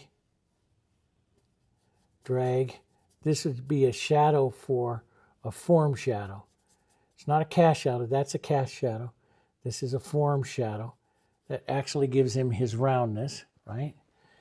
And I'll take love that little 2. It just does such great stuff. Let's go back to our medium beige, some of this light, just some water. Touch into just some water. And fill in just a bit. Some of that movement. This will help him advance into the painting so we can see him really well. And I like to keep that perspective-wise for him advancing there in the painting here. So we'll keep that in there. Here. Where he's going to go. So he has to advance. Now see, when you really put that, and I'll show you here, when you really start to get some of those darks and some of those real clear colors playing up against the light, that is when it's really going to advance. So how would you advance them? Like, well, I have right through here, and you can see there's just the tiniest little bits. Let's take some burnt sienna and some blue. Tiniest little bits. Let's add a little extender to this. But you come back in through here and you go like, oof, and I'll bring the edge in just a bit here. We'll bring that across and see how that advances him right into the front. That's the contrast of your darks, your lights and your darks. And this dark, even though it's dark, the dark advance. You know, I used to always read this in when I was a decorative painter for years, just doing simple kind of more decorative paintings. They always read, light colors advance, dark colors recede. No, I learned that for so many times, and that wasn't right. You know, it doesn't always recede because it depends on what is there in the background. So I'll go through him and do that again.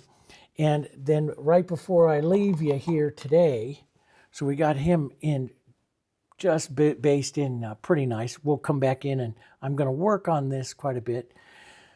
I'm going to take, like, this is my old, you know, this is my grass brush that I like, and I'm just going to make, I'm going to use some extender, some pine green, some burnt sienna, maybe a touch of blue here, dirty kind of green, not super, super dark, but I'm going to read some of the center darks, not the shadow dark, but here. And I want to add this so it's kind of thin, and I'm just going to scrub on the shape of the shadow here. That's going to go into this guy right in here, the shape of the shadow into the tree here. And I will probably, so I love this. So I get highs and lows and stuff like that. We'll come right up against the horns here. But I want some of this to come out and be just soft little edges. See how I get these little edges here? This is going to allow me to soften up this tree. I don't want to do big marks. I want to do little marks like this and scrub this in. So this dark will go right up against him here and scrub it here so that you get the variation here. See, I love all of that. See, I've got to control my movement in so that my movement doesn't take out too much of my, the interest here. So it's got to be softer movement. So you can come back and use your brush and soften some of this around here. That'll work. And I had maybe a little bit more out here like this on that tree there. But it's going to go, this is not the super, super dark. It's just a real toned green. And we just want small, kind of almost horizontal type movements here. You got to imagine these are the tree branches.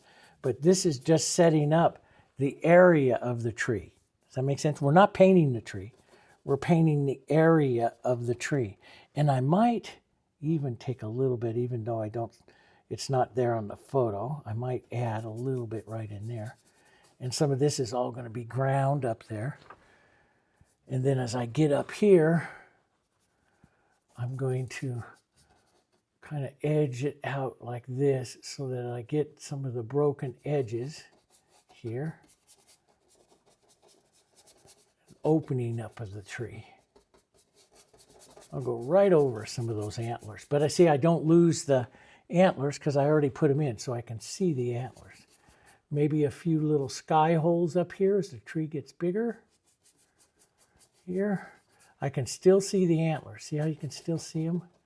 That's what I want to preserve. Some of that right up there. Some of those sky holes right up there.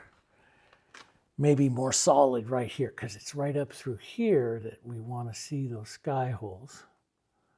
Right up through here. So maybe they disappear over here a bit more. So you got this heavy tree sitting there. That's pretty good. You could, you know, make it bigger and a little bit over there. You could put another one back up over here. You know, that all works really nice. See, this is going to be a real nice brush to add some of that interest to those trees too. We go there. Just like that, okay? So, and soft, see, and leave this movement. See this movement? Get in there and get some of this movement. And you can have, I mean, if you want to be really good, you could have like some of that movement. Grab some more burnt sienna and push some burnt sienna into some of that movement there.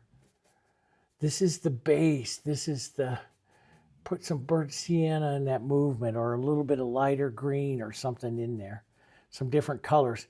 But by adding that extender, see, it's real thin, and you still see the movement, and you got all that interest in there. And then, see, this is what happens. So when I take some of that light and that white, maybe a bit of yellow, this nice warmth to it here, and I come in here, and I'm going to bring this sunlit side of him right here in. We'll blur that edge a bit.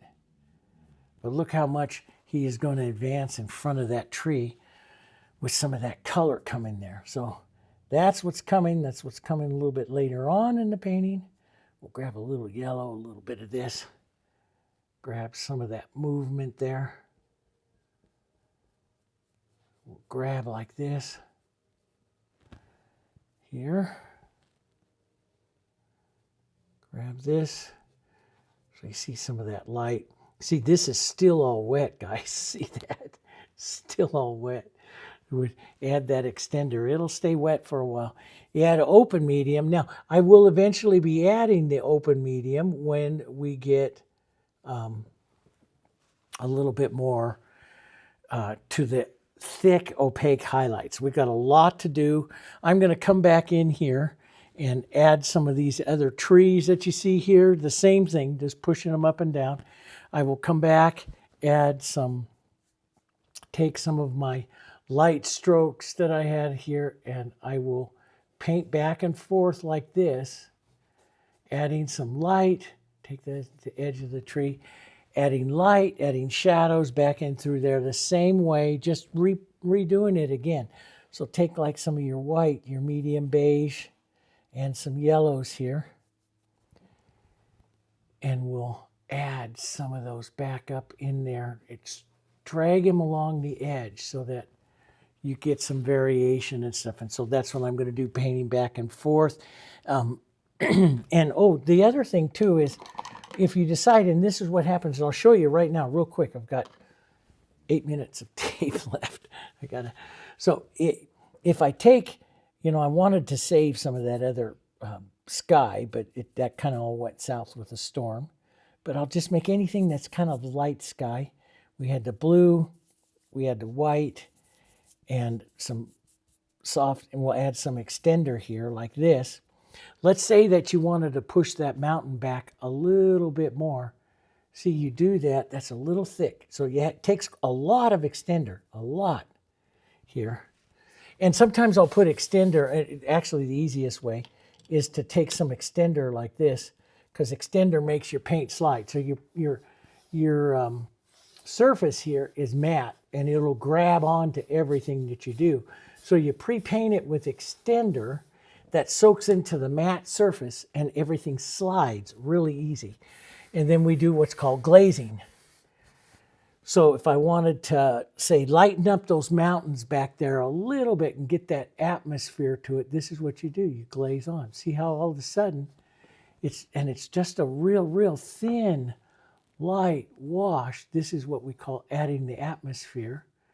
And I'm adding it through the glaze, see? And it pushes that mountain further back there. You see, let's push this edge back. See, I don't get rid of it. I push the glaze back. So sometimes when you have a hard time finding a color exactly, so see, now that pushes that way back. Finding a color exactly, you can do it with you can just come close. That's why I say just come close, and then we'll turn around and we'll put a little glaze on it here. These are glazing techniques. This is how the Dutch used to paint their landscapes and get these beautiful, magnificent depth to them by painting them this way here, right? And if you wanted to like get that shadow, add a little more blue, a little bit of the burnt sienna in there. Thin here, a little more blue. Get that blue, maybe even a touch of violet in there. A little shadow, thin it out, right? And we have that big casting shadow here that comes down. And so we can glaze that on, see? Soften those edges and catch that shadow. So see, watch through here. See, I'll just cast that shadow through there, soften out its edges, and you get that shadow into the mountain there. So that's glazing. And this is what glazing is one reason why I love the acrylics. The oils you can glaze, you're going to have to wait for it to completely dry up before you can do some of that glazing. But you can see that that really makes a difference. So you can do that. You can add that, okay? All right. So I'm going to put that on, and my tree is dripping there, so I got to get some of that off. And got to stop the video right here. I'll do a little bit of that work back in through here, and then we'll come on and we'll continue on with the video, okay? All right. I'll see you in a minute. Hi, everyone. Welcome back to the studio. Well, I got home this weekend, which was just a day or two ago, and it's been a little over a week since I've been able to work on this thing because I had to make a quick trip back out to our gallery out in Pennsylvania and move some paintings and stuff.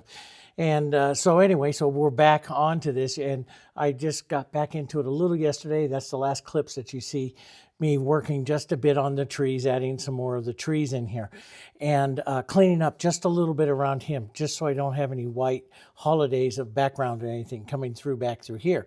And now I want to work on the tree. Let's make a plan. I want to work on the tree because I really want to bring him forward. So I really want to have the colors, the shadow colors in here, which is what we see on our photo over there. Get some of those shadows. I can do some final lights and stuff like that, but I want to get those shadows and stuff in. We should also bring his horns back up here so we don't lose those. And then some of the ground, just a little bit of the idea of the ground in here. And then we'll work quite a bit on the elk to get him some interest, a lot of broken colors, some layers. I'm going to plan on 3-4 different layers of colors on him. And then we'll come back and add some of the finishing details. Try to finish it up today, okay? All right, so let's come in here. And what I did here just a few minutes ago is I gave a real light coat of the extender. I take my big brush like this and just a real light coat of the extender. What this does, and I don't want it heavy because I don't want it to drip or anything like that. Just real light, and sometimes I wipe it down, just excess pools off. That goes and soaks into the paint because it's been several days. That paint's really cured, but it soaks into that paint just a little bit, and it'll keep that paint from grabbing too much of the moisture out of my brush. So if you have a paint that is an uncured paint, and you're within like 24-48 hours of working with it, it will not grab all the moisture because there's moisture still within the paint. Now it's basically a real matte surface. Now I like that when I start a painting, like here on the ground.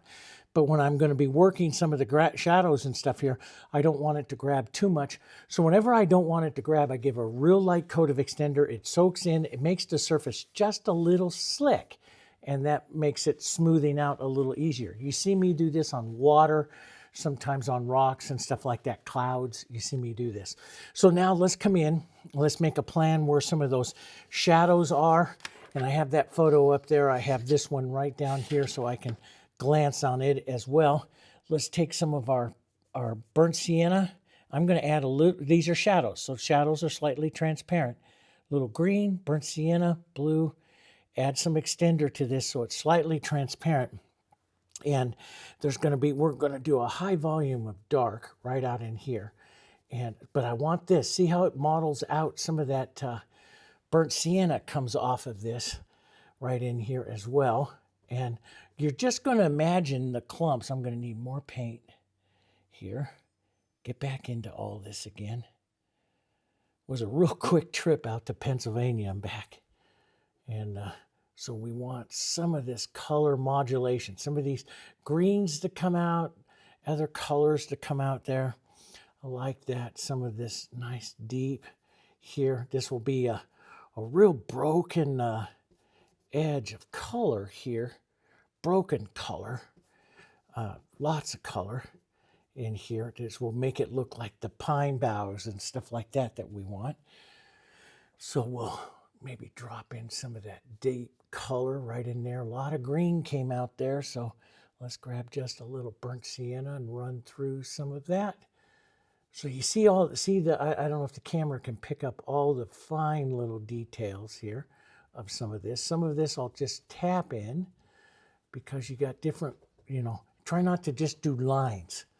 You want all kinds of variation up here. A bit of a shadow here, maybe right out here. Some of the tree coming forward there. Some of that right around where that horn is. Can't lose too much of that horn. Some of this out a little further. Just tapping, that's going to be interesting now. And maybe up there by the top, a little line here. So you put it in the shadows. Then we're going to come in and I might add just a bit more. And, some of the decisions that I make here, some of the decisions I'm doing because I want something to help push the elk forward. So you might take a little artist license and push some real darks. And we do have other darks that we could go in. We could go in with, depending on how much. Now, this is going to be the light side of him here. How much light that we're going to have into his shoulder area here. But you could put in some other dark violets. You add a little bit of violet to this color and it goes really dark. So, but I think that's kind of a good look right there. It's got some nice highs and lows.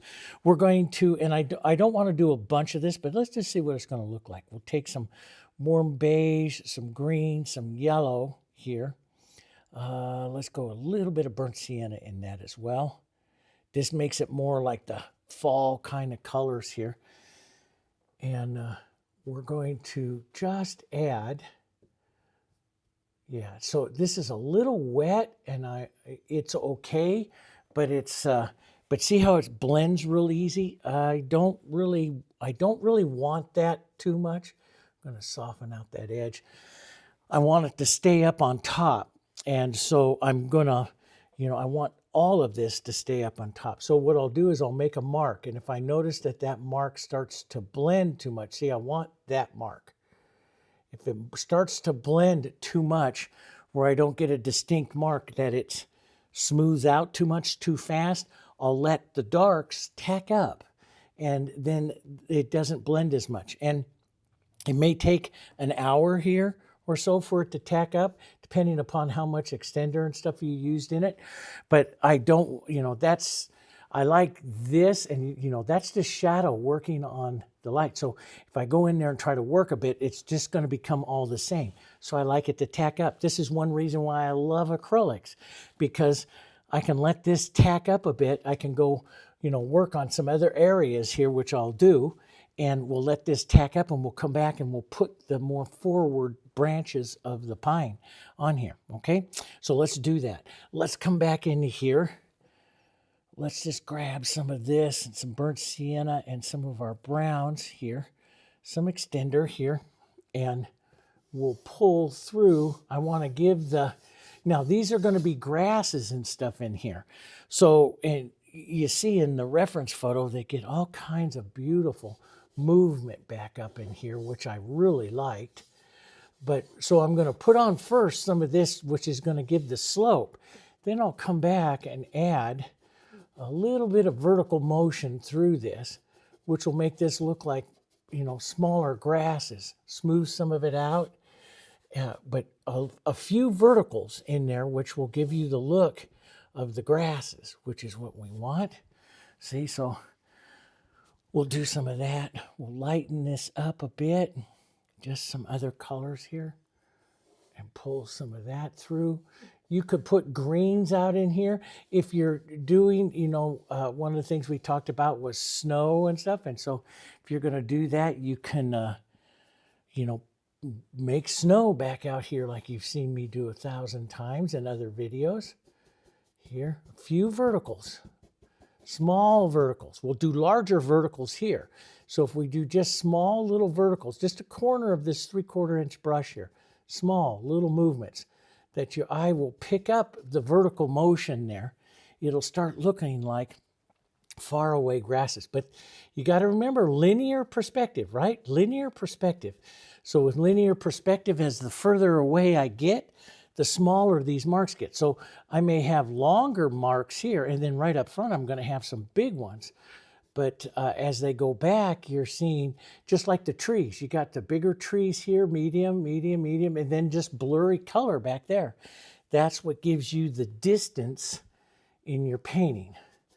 So we can do a few more slightly longer ones here as it's coming forward, which is what we'll do here. And you can, you know, here onto that, there's some other different colors. Like I love just a touch of this, we'll put a bit of extender, but just a touch of this Diarylide, maybe a little bit of our medium white here, just to put a little warmer, different color in here. You see that in some of those grasses there, here, like this, just a few marks. And paper towel, you know, you've seen me use the paper towel a lot in prairie grasses and stuff. I love that, the softness, and it can also grab verticals, you know. So we'll grab some of that. Some of those colors, you may want to add a streak or two back up through here. So you pick up some of those colors. And you saw me in here, I also added, I love that bright little greenish, and you see it right in here, that bright little yellow greenish of these fall, I don't know if they're aspens or whatever, you can see back up in there. You know, out here in Pennsylvania, we have them to get, I mean, excuse me, I was in Pennsylvania. We had all kinds, and the colors were changing all out there beautifully as I'm driving out through the countryside. But the out here in Nebraska, we have the cottonwoods that change like that, and that's really pretty. They're really pretty. And they were full of color too. It's the middle part of October here now, and so colors are changing. So a little bit of the verticals here, some of those other colors, and you see you build up some of that. Don't try, see, you try not to have repetitive motion. It's all a little different type of motion and stuff there. So, and if they look too high, just pull your brush through there or towel through them, take some of them off so we get some of that. But you can also, we can take this and create that little bit of light struck area, which would be right down through here. So some of that light struck area. And this is what's going to make it interesting. Just a few, so you got some of these undertones, and then you break up and put some of that. Imagine where the light is hitting up here on this slope of this hill here. And the highs and lows of the grasses. And that's what really pops it. And this type of movement, you know, light movement like this, light and shadow movement, is what adds interest. You don't, you know, you just don't want all of this being the same. You want some differences here. So let's add that slope back right in there. See, isn't that interesting there? Now we'll see how that dries down. And, you know, in the photo, it gets really kind of a light reddish color. I'm almost there, which is really kind of a light burnt sienna. I'm a little bit more warm and yellow, which I like. I like that with here. That'll go nice, I think, with the painting here. I think I'll build this hill, the idea of this hill here a little bit more. So I added out the medium white, which is one of, when I paint prairie grass and sand and stuff, it's one of my favorite colors. This is the medium white, and it's one of my favorite colors to paint with. Here is the medium white when I do those types of grasses and stuff. It's just a mixture of a color. If you don't have it, it is white, a little bit of black, a little bit of yellow, oxide. But it's, I love the color. It's already warm, makes beautiful warm sand color and, you know, warm grasses and stuff, which, you know, in the photo, it would be more burnt sienna and a little bit of light because it's a little bit more reddish. But I love medium white. I love the medium white, and that's going to allow me to keep him with medium white on some light areas, but more of that reddish reddish burnt sienna tones into him, and that's just going to make it look wonderful, I think. Let's add little greens, a few other little colors as we come forward here, which is some of the stuff we see back in here. So we'll add some of this. So this 3/4, yeah, it's a lot of work. It's, you know, it's a smaller brush, so it's more work, but it is nice. And then we can add some verticals here through some of this. And look for this. See, that's what I like. That's why we're building this. We'll even add a little bit of the green tones in here. Here, greenish tones here. And get some of that in there. That's nice. Variation, right? Variation. And, you know, I used to always take, for years and years, I taught color theory classes all the time. How to mix a color. Look at a color, see a color, mix a color, and know harmony, put it into paintings and stuff. And I have some online classes in color theory and everything. And I always used to say variation is the key to interest, and it really is. Interest in your painting. If you think your painting is just looking bland, you need more variation of the color tones and also brushwork, more variations of your brushwork. So as I come forward here, our brushwork, let's get some yellows, maybe a bit of this greens, browns, variation of the tones, some burnt siennas, or maybe even a little bit of that Diarylide. I can get lighter, warmer, all that stuff as I come forward here. And, you know, pick up a few little greenish tones in here. And we're going to build a lot. I'm going to build a lot of tones right up in here, in this area here, to get all that color, some yellows, some heavier yellow colors here. And then I'll look into the photo here. So these are some of the grasses, and then I'll look for some of those darker tones, and I'll go grab those darker tones, a little bit of extender into here, and we'll push some darker tones in here, and then we'll push the lighter tones on top. And now I'll do some horizontal strokes here like this, but then a lot of the vertical marks, scrubbing marks, the corner of the brush. Sometimes I use the flat of the brush, and this is going to start to build more of those grasses and stuff here underneath. So I'm just going to go right through his legs. I can see all this still really well. Besides that, you draw it once, you can draw it again. So we'll get that. And so this darker, so here's some blues, some burnt siennas, a little bit of green, some extender here. This dark, even though it's going to go lighter than this eventually, this dark is the undertone that we need, especially to start bringing some of this stuff forward. And we'll paint some of this stuff out. But you see that towel, I just love it. See, I can add, look at the vertical movement that you can get in here with that. That's just nice here. So we'll push some of that in, and see, you could just get some of that nice soft vertical movement there. But see, all the modeling of your colors, that's what's giving it this interest here. A little burnt sienna coming out here, and these will go longer. So, you know, sometimes your grasses right up here in the front will be like 1 inch. Back here, it's just barely visible. But, you know, and then they'll descend down in size here, going to the back, and that's what's going to give you this whole depth into the painting here. So we'll put a little green into some of this, a little yellow, a little beige here, some of these colors. Let's just push this all in here. This will all be grasses in here. We'll push, get rid of some of those light areas. We'll get rid of there. So he is coming forward now. A little bit of blue, a little bit of burnt sienna, because you're also going to have, and on him here, you might not see it too much, but you would have his cast shadow here, right down in there. We'll push a little bit of this, right? Then we'll just take our edge of our and add some vertical movements here, which will be the grass, the idea of the grasses. They're not the grasses, they're the shadow of the grasses. And that'll set that in a little darker right in here. And I'm always thinking about that. Even as I'm basing in, covering in here, I'm thinking about that cast shadow. Does that make sense? So that cast shadow, let's get a little bluer. Usually with the cast shadow, I add a little violet, a little blue and violet. Make that nice and cool right in there, that cast shadow. And we'll add some darkness right in here because we can always soften it and taking it out. Here, add some vertical movement for the grasses that it's going to be hitting.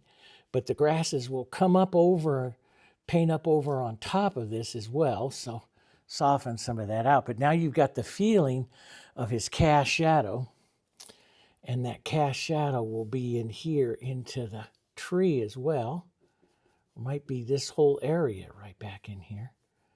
So all of that, we'll let some of that come back out. Add a little bit of vertical movement to it. See, and you get a nice look to it. So now we've got all of this in. Now we can concentrate here.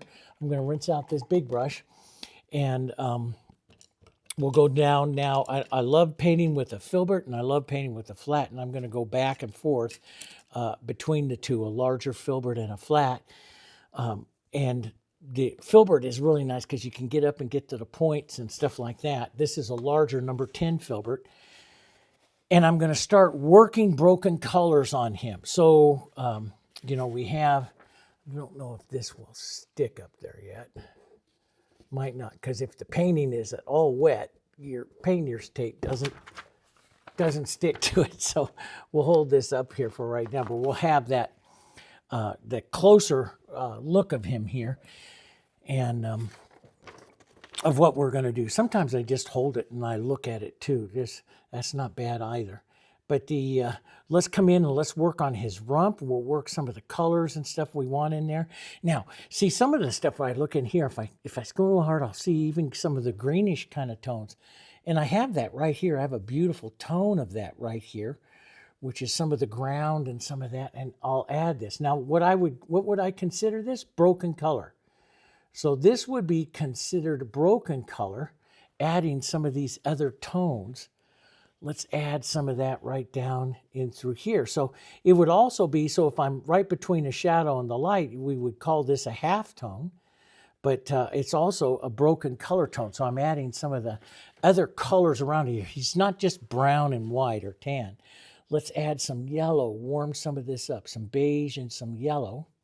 Here, medium beige and yellow, nice warmer, maybe a tiny bit of the burnt sienna. See how that kicks it over just a bit, and we'll add that in there, a bit of that movement. And I'm using, if you notice, I rock and roll and use different edges of the brush, and so I'll look for some of the modeling that's going to come into his coat here that I want to express some of those tones in there.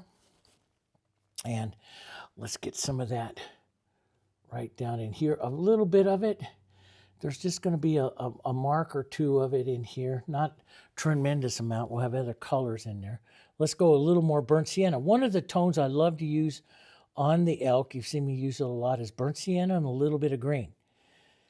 And sometimes that's a better tan than going to a medium beige. It's a different tan. And so we'll push some of that. I love that tone. Oh, that's just, and that sometimes that little bit of green comes out, and it's just beautiful out of your brush. So I never try to mix my brush perfectly every time. See, I can use the point here, do a little drawing, a little correcting, you know, but also some softness of that color here. Maybe a little heavier right in here. And just use the point to soften that out again. I'm not blending. I'm just pushing the tone around. I don't blend. I don't work it back and forth too many times, because then you're going to get blending. We don't blend. We work tones, okay? And that's where, you know, so many people, it's like when I paint flowers where I paint everything. They'll go, oh, I'll go over the oils because it's easier. Well, it's easier because you're blending. I don't blend. I tone paint. I don't blend. And I tone paint, and that's the difference.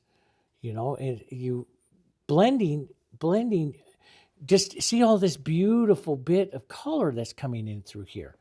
That's not blending. I'm pushing this tone into some of the others. Then I lift the pressure and I soften it out. Blending is moving tones together, because if you do it back and forth, and with oils, you go back and forth, back and forth, back and forth, and then you lose all of this mottled interest, and it's all gone. And so that's one reason why I like the acrylics, is that I can't do that with the acrylics because it'll dry. So let's get some of this, a little bit more burnt sienna and green. Right up here, we'll push some of that tone. I love that tone on these. I also like that tone on some cows and stuff. Some of the cattle I paint. I love that tone. See, it's this greenish burnt sienna. It's really pretty. Now we can lighten and warm. So over to one side, I love the Diarylide Yellow and burnt sienna. Maybe a touch of white here for warmer tones. So you see, like right in here, right in here on him, let's get this, right in here, these warmer reflected tones here. Those are great right in here, and that's what this color is, this warmer reflective tone. And I don't want to blend it. I want to just drag this out, because this will look like his hair and, other muscle structure and stuff like that right in there. So there'll be some right up here rotating around here, right in between that. Use just the tip of your brush. So I love the filbert for this. I generally paint with a lot of flats, but the filbert, when I remember to use it, is the very best on everything. Let's put some of that warmth right up here. And again, now I'm working this into this other tone here. Don't do it too much. You'll lose the tone, and we want that brushwork going on in there. That's what we want. We want this brushwork. We want this movement, this brushwork. Don't blend it. Just quick little touches there. Because the second that we start adding the lights, he is going to start smoothing out really fast, and we don't. So we want to keep this brushwork really, really active here. Let's put a little bit of that light, just a little bit of medium white with this. That little bit of that light climbing right back here. We'll arch it slightly to give the feeling of the roundness of his back here coming down. A little bit here. Small marks. Don't go over it too many times. You'll blend it. We don't blend. Let's build that again. Now you got to be careful. Medium white is a very opaque color, so we could take out really easy everything we just put on. So I'll make a mark, lift the pressure, and just move that mark out a little bit. Don't blend it. Move that mark out a little bit here. Now see, and also as these tones start to dry up, they'll compress together a little bit, and the eye will start to blend them together a bit. So, but we want him nice and mottled so he stands up in front of all of those other colors. That's what we're looking for, right? Let's put some of this right on this big muscle that's right here, his big hip muscle, right in there. So I put that in. Now I'm going to rise up to the point of the filbert and just use that to break the edges. This is, you're breaking the sharp edge, just dragging it out, light, soft pressure, driving it out, so you leave some of the tone and stuff in there. See, so it's not blended. So I make the mark. I'll make a heavier mark here with the light. Then I'll lift the pressure. Sometimes I wipe it with a paper towel so I don't have that much. Lift the pressure using just the very tip of that brush. I'll make a few other little marks of it going out, and that's what gives the roughness and stuff to his fur. And that's what we're looking for. Let's put just a touch of that maybe right inside this muscle line right here. Just a quick little mark right there. That's good. Let's go a little warmer, a little more yellow, maybe a bit of Diarylide into that. Right in here. Let's do this dragging down the big shoulder muscles, like on a horse. This is a big, powerful muscle. We'll put that on there. Now, when I put that on there, that's really light and really heavy. As a matter of fact, I'm going to go just a touch more, a little bit more medium white. Let's put that right in here, and then I'll show you how you soften it. So Now we got to soften it. Now, there's too much a difference. Do you see that right in here? Too much a difference between my light and dark. And if I start to lift the pressure, yeah, I could get some softness there, but it's not going to go soft really, really quick. Matter of fact, I'm going to go up just a little bit higher here. Okay, so it's not going to get soft really, really quick. So what do? You go to a halftone. So here's where I was on my palette. I'm going to just take anything that's kind of dirty. Sometimes a little yellow, sometimes here. Here's my light. Now, I'm not nearly as light, and I'm going to go just a touch right here. So I'm right between my shadow and my light. This is the halftone, and this will soften it a lot easier. See how I can just gently soften that line without dragging that light everywhere. And this is what I like, this type of movement. So I'm going to come right up here. We're going to soften that line right there. See the difference between the tones? Now, sometimes I might come over and just tap a little bit of light, just a tiny bit, and just drag that over to break that edge, right like that. So now I've left the main part of the shoulder. And now I got to soften in here. I'll head to a little bit of shadow, create a tone, and see, just drag it. Just drag it. Try not to blend it. Drag it like this. And then you get all of this modeling in here that makes it look like his fur. And that's what you want. Just drag it here a bit. Right like that. And so now you get more energy in his lights and darks. Let's take some of this light that's right over here. Now, one of the things I do a lot of times, I haven't yet, but I do a lot of times, is I reach up to the open medium. This is the Deravan open medium, and I start mixing it in to some of these lights to preserve the lights. Let's add a little yellow to that. Preserve the lights even more. And I add the open medium whenever I want the colors thicker. And I like the colors thicker on the highlights.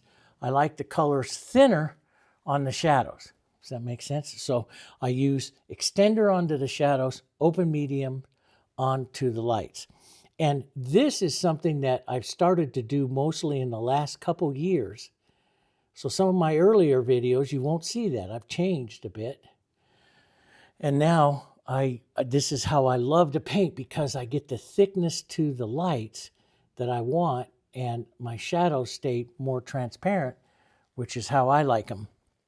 So let's take a little bit of a little bit of burnt sienna maybe, and we'll thin this, just touch with a touch of extender so it doesn't have too much power. See, it's very soft, not too much power because I thinned it with extender. Let's go a little bit darker right up here. And what I'm doing is looking for more tonal variations. Like I might come right up on here, which would be perfect. Take a little more burnt sienna and make a mark right in here of just burnt sienna. So I have greenish tones on either side of it, a little bit of bluish tone into the deeper part right there. Matter of fact, let's deepen that a bit more. So burnt sienna, a little bit of blue. I use photos and stuff for ideas. I don't always copy them. I'll maybe add just a touch more dark. So on goes the dark and a little bit there, right in there. I like that. And let's increase the burnt sienna right in here. Right in here, a little burnt sienna. I love that tone. Okay, so that's working pretty nice. Love the working of the tone in there. So I'm going to use this same technique now as I go out and around, and I'll show you, and you know how I'm going to build. And so I'll look and I'll say, okay, you know, I may come back, like I said, a couple times. Let's get a little open medium. Let's put just a touch of yellow into this medium white. I may come back and build this medium white. And this is where I would really put some texture in here. But see, I have some nice halftones in there. See how much softer it is this time? I may not need to stroke another halftone. I can just come in there and put that mark down a couple times, and it comes like real forward on him. Does that make sense? And build. And this is the area, big forward shoulder. This is there, a few little marks here just to carry the tone here.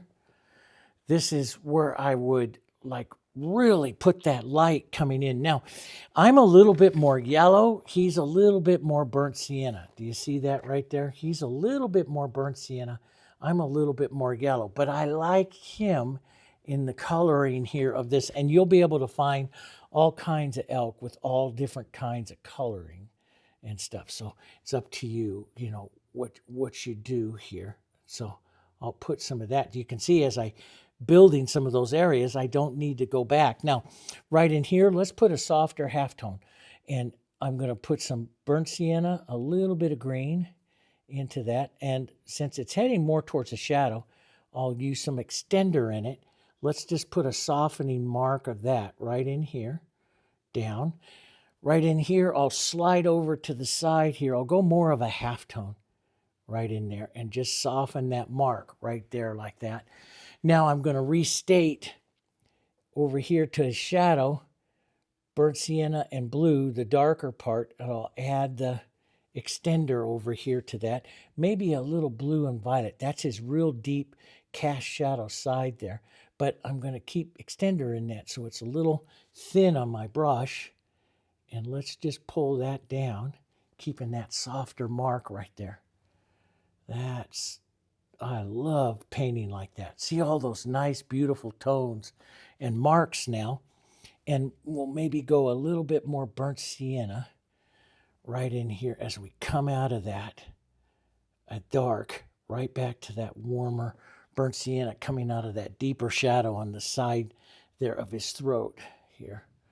And this side will be a little darker, a little more blue, a little darker here. Push that up like that. So, yeah, and then I have to decide. Now, we put this a little lighter than what he was. I think it could, because it is heading to the shadow, it could come down a little softer. So we'll first put on a little halftone there, which is halftones are halfway between my light and shadow, right? And then we'll put a little bit of light out there. Just a little bit here. Right on the edge of him there. It hits that, imagine where the light is hitting, a bit of movement right there so that he looks a little rough, a little bit of movement. And then we'll come down, just like you see me doing westerns and everything. I'll start to build his muscle structure down in here, which, I'll build some light muscle structure right down in here. The big forward muscles, leave some of that dark and medium tones. So medium tones, burnt sienna and green, beautiful. Some medium beige, reach up and grab a little bit of that medium beige and put some of that in as well. Those are all beautiful tones on him, right? And then into the deeper ones, burnt sienna, down into burnt siennas and blues, into the final blues and the violets. And then I'm going to come up, I'll show some little video clips. I'm just going to work on him, and I'll come in with my small brush, and it'll take the longest time. We've already set some of these colors in, and you'll see me just set in some of those final tones, and I'll be looking for a lot of those tones. That's what we're going to do, okay? So we'll do that. Then, so I'll show some clips along the way, and I'm just going to build it like this. I want this type of step back quite a bit. I want this type of brush movement. I paint for about 3 to 6 feet, usually about 6 feet of viewing. So I step back about 6 feet and look at it, and he starts to soften out, then it's good. If you still see him really rough, then a little bit more halftone, a little bit more working of the brush, okay? But I'll show you a few clips along the way. I'm just going to be working right through here with those tones, and I'm going to put it on him and throughout his body, and I'm going to work it a couple of times to really build that texture, okay? And then we'll come back, we'll work on his horns and the front grasses, all right? All right, see you guys in just a bit. Watch the small clips.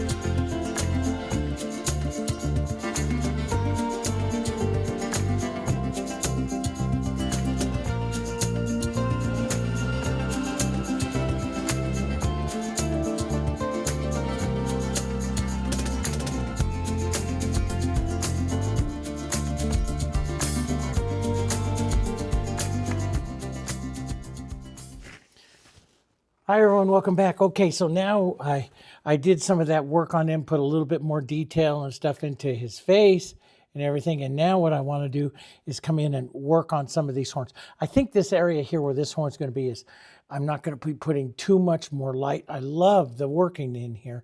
So just a few other areas of light, but we'll come in and we'll start to work on his antlers here a bit. And I'm going to use a smaller flat, or a filbert would work also. I'm going to make some gray tones too. So the gray tones that I really like is the blue and the burnt sienna. A little heavier on the blue, that will keep it gray. So I'll get some of these gray tones. Now out by the tips of the horns, or his antlers here, we will put some of the gray, because the white will go down into a gray, and then it'll come into the, and I'll use a little bit of extender here, because the white will come down into the gray, and then it'll transition over into some of the browns. So we'll come out with the head of each one of these. And if it starts to take too long, I'll just show you how I do a few of them. I've done so many of these in so many videos on YouTube. So there's a lot that you can see how I go about painting some of these horns, the antlers here.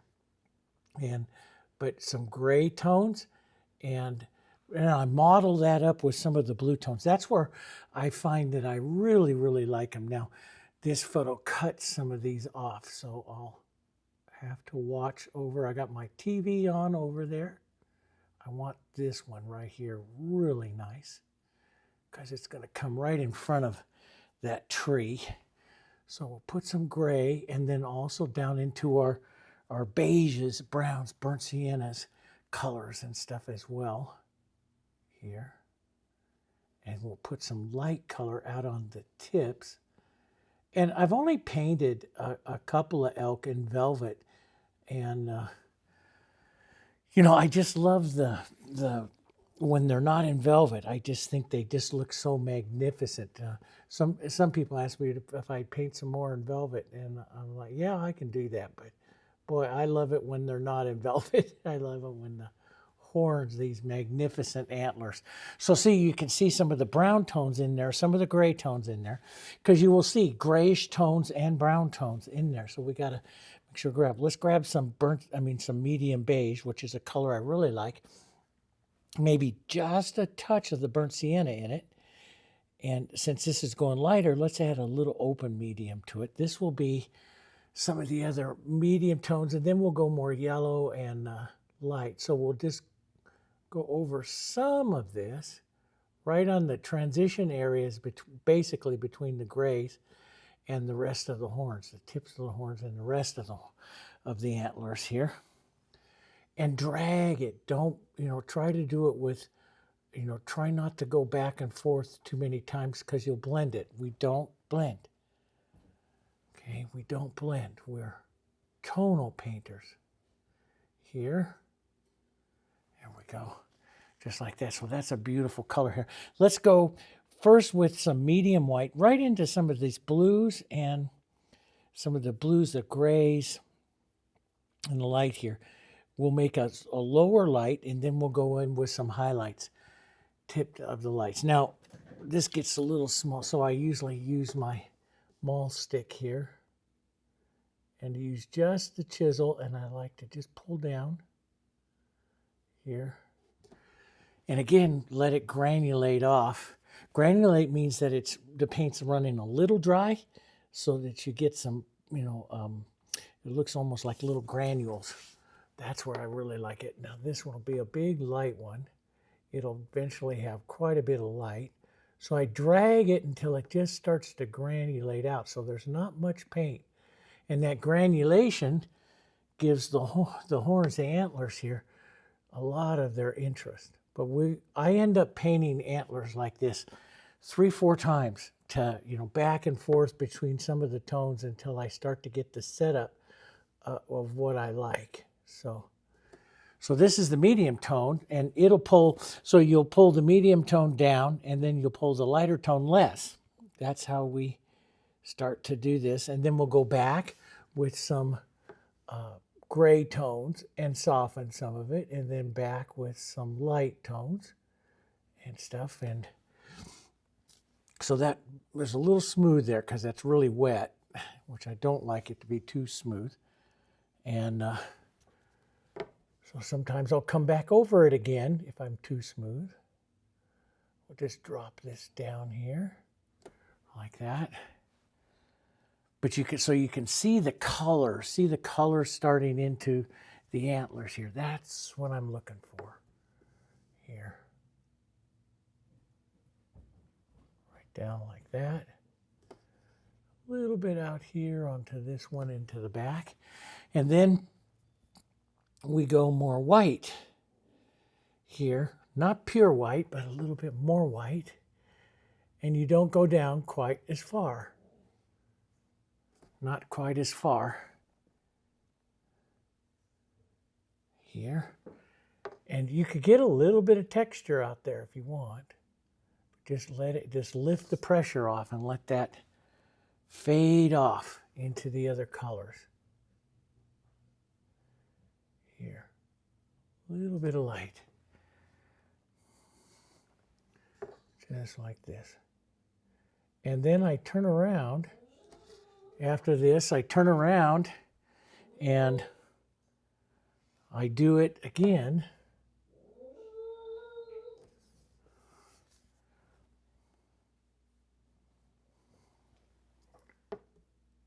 And work the shadows, work the lights. So right in like where some of the colors here transition between grays and browns, I'll come in and I'll tap some other colors. Like you'll see some yellows and some, other lighter colors and stuff like that in there. So and sometimes I'll pull out too. Here, like this. And right on those transitions there, I will maybe take a little, maybe a bit of the yellow oxide, some burnt sienna, and a little bit of the medium beige. And we'll add that in, right in there, little marks of it there, just right on the transitions.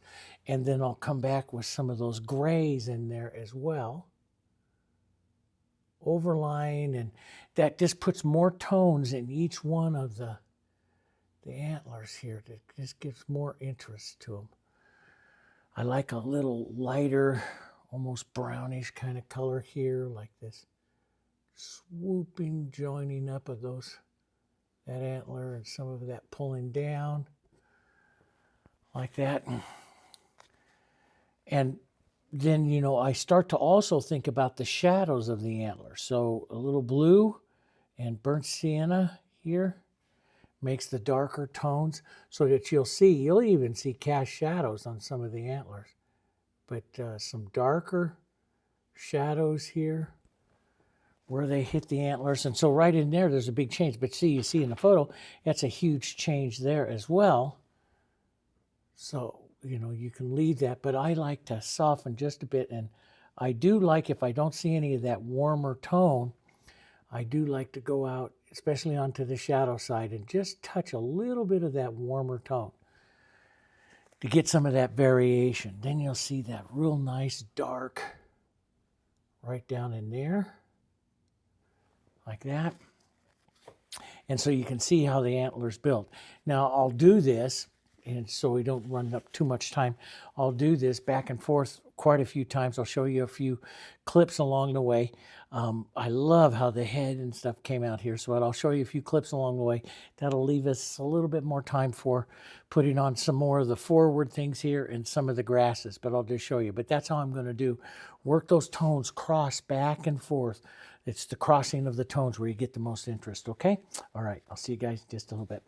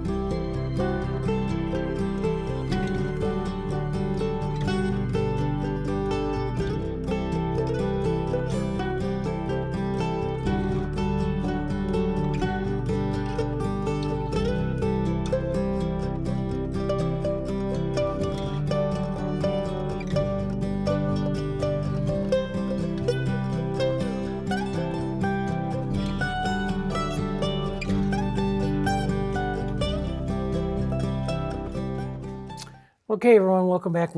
So I put all of that detail up in here, added just a couple more little lights in here. But again, look at the differences in the tonal value here between the gray, some of the warm burnt sienna yellows, and then some of the whites. That's where it gets really pretty. And, you know, we came back in and lightened just a little bit more back around here. That forces him a little farther forward. And now I think that's gonna work out okay. I could put some more texture up in here, especially on the tips of the horns. We'll see. Oh, and I forgot one right there. Yes. And also you can use like here, like, you know, I've done before, I've showed you before where I use my palette knife too. And that will give you a nice granulated tip here. And that's the thing is you don't want to use a brush that gives you something smooth. You want some granulation to it because that's what I have. Now see that little blurb that I got there, that's interest. That just adds an extra little bit of interest right there. I kind of like that. So the knife works really, really well for doing some of this stuff and can give you some, if you find out that you're getting stuff a little too smooth, use the tip of the knife here, add some of that granulation in. You've seen me do this before in other elk that I painted here on the channel, elk and mule deer and stuff in that big white, that whitetail deer that I did.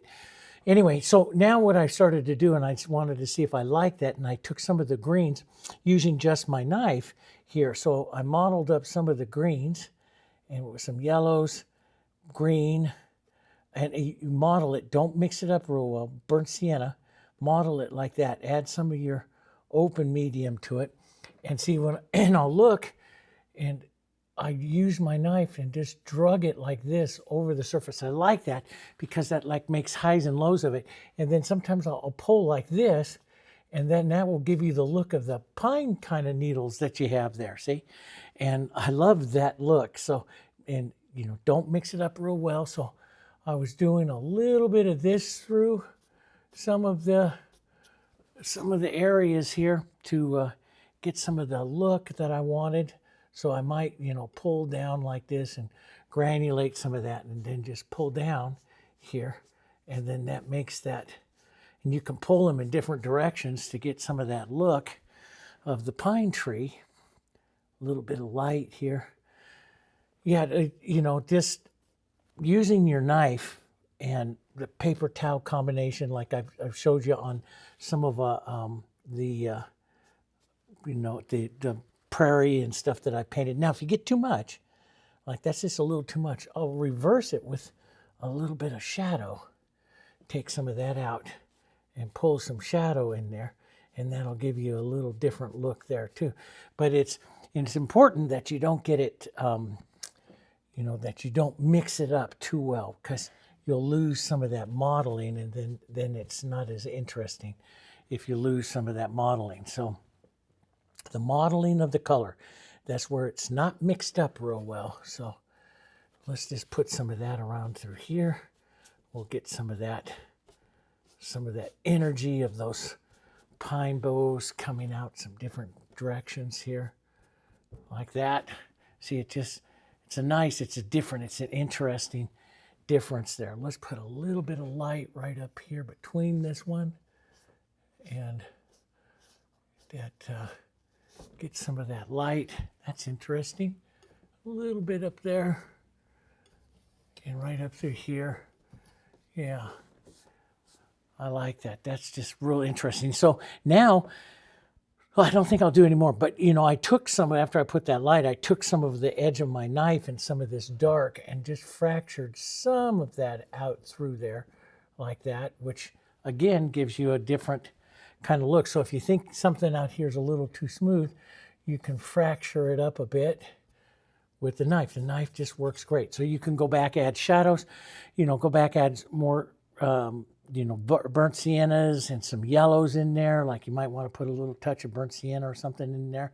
I'm going to let that, you know, instead of trying to bring it out too much, I'm going to let that horn just kind of fade in there a little bit. I like sometimes that fading in and out, you know, so it's not just always just jumping forward to you. Okay, so everything I like in here. So now we have the movement here, and on the photo, you know, we put in some of the main grasses and stuff there, and you can see it up here on the big one here.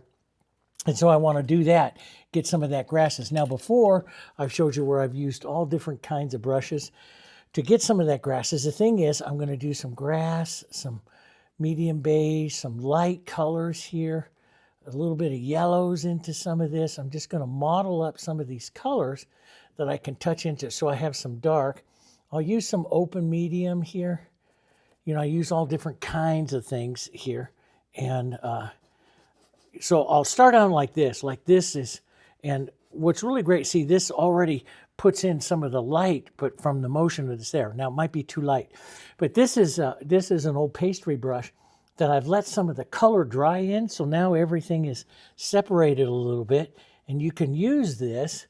Here, let's go a little bit green and a little bit more, and you can push up and down like this to give some of those other movements here, and you can push back and forth with lights and medium values. You can go up high like that, you know, so, and I can, if I go through them several times, I will start to, you know, bring, or what I call incorporate those colors together. Now, sometimes I'll go across to soften some of that movement like this with my paper towel, and then pull back in again, and see, so you know, that softens some of that vertical movement that you have there. But you can also, and you got to look at all different kinds of ways to create some of this interest. Like take a little bit of this dark, maybe some burnt sienna, some of these greens, and push back into here, softening some of that, and then pull some lights back into that again. So you'll make the undulation of the grasses here. And that's really where they get great. I love this, this little brush. And I love to do it. You've seen me do prairie grass and stuff, where sometimes I just go like this to make it all weird, you know, shapes, and then pull through like this to get some of that softer, more of a soft look to the grass. This is more of a harsh look. This is a soft look. Or you can combine the two. Put in the soft motion and then come in and just add some of the more defined motion. That works too. So we can push in and out like that to get some soft motion here. And again, I like to vary it up and then add a few little bits, little tones, little stuff as it's heading further back there. You know, you've got to get good linear perspective. So some of these others have to just start fading away back here and getting smaller and smaller. Linear perspective as it gets smaller and smaller as it goes back here. And we'll do some soft here. Little marks of it.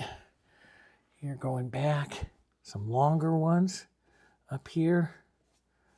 You know, just, here we go, like that. Here, that's kind of neat. See all the beautiful grasses. Sometimes, you know, like in one area here, we'll pick up a little more yellow. And so the grass changes color a bit. Here, soften some of that. So between your knife, your paper towel, and your big brushes and stuff, you can get a lot of interest. I like to put little light spots, especially if I have, like right in here, a cast shadow. I like to push some light up above. And in the photo, in the reference photo that I created there, you see the big, long, you know, grasses and stuff here. So you can put those in if you want. We can move some more colors. Let's move a little yellow in through there. So see, I can do a mottled mark like that, and then just pull my paper towel through and create the vertical, softer look of some of that grass, see? And it's just kind of fun. And variation, right? What do we say? Variation is the key to interest, and that's what I'm doing, is I'm looking for variation in my grasses here.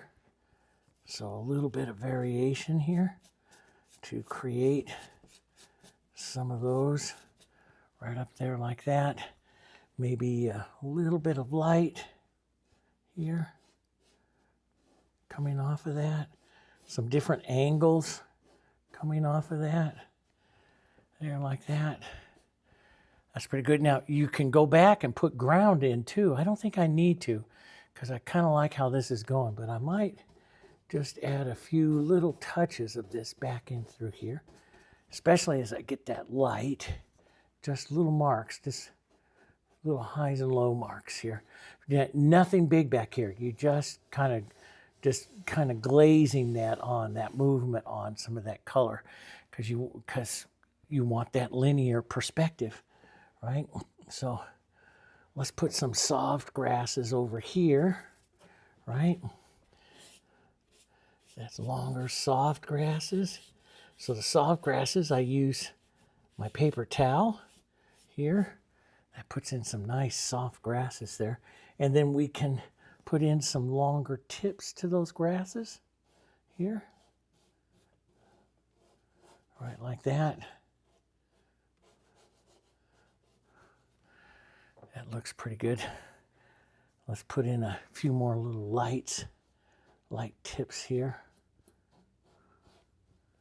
Here. Make sure you vary some of the directions too, because that's what happens out with the prairie grasses. They go all different kinds of directions here. Softer grasses. And you can, so if you feel like it's too much the same or something like that, that one there has more of a greenish gray. So we'll put a little burnt sienna with some of this. Let's put a little open medium with this so it's nice and thick. So you can set up some more shadows through here like this, see? And then it's setting shadows up in between the grasses, see? And so let's come right in through here, add some of that. Here. And again, go back to some of your lights. Push that back and forth there.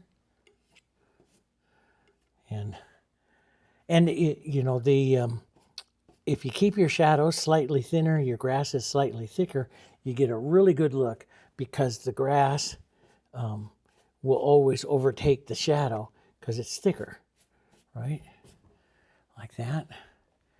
There we go. Just, yeah, see, that's pretty. That undulation of color in there is quite pretty. So we'll push a little bit of this dark up in through here. Here, a little high right there with that one. Soften it by pulling it across and then up and down here. And then let's put some softer grass right up through here. There we go.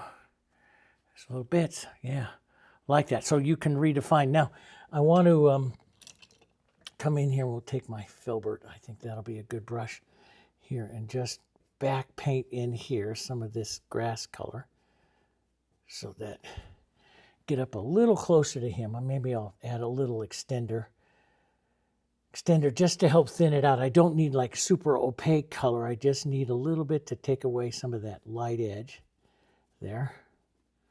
That's right around him. And get some of this dark in there. Right in there. We call the light edges around the stuff the holidays.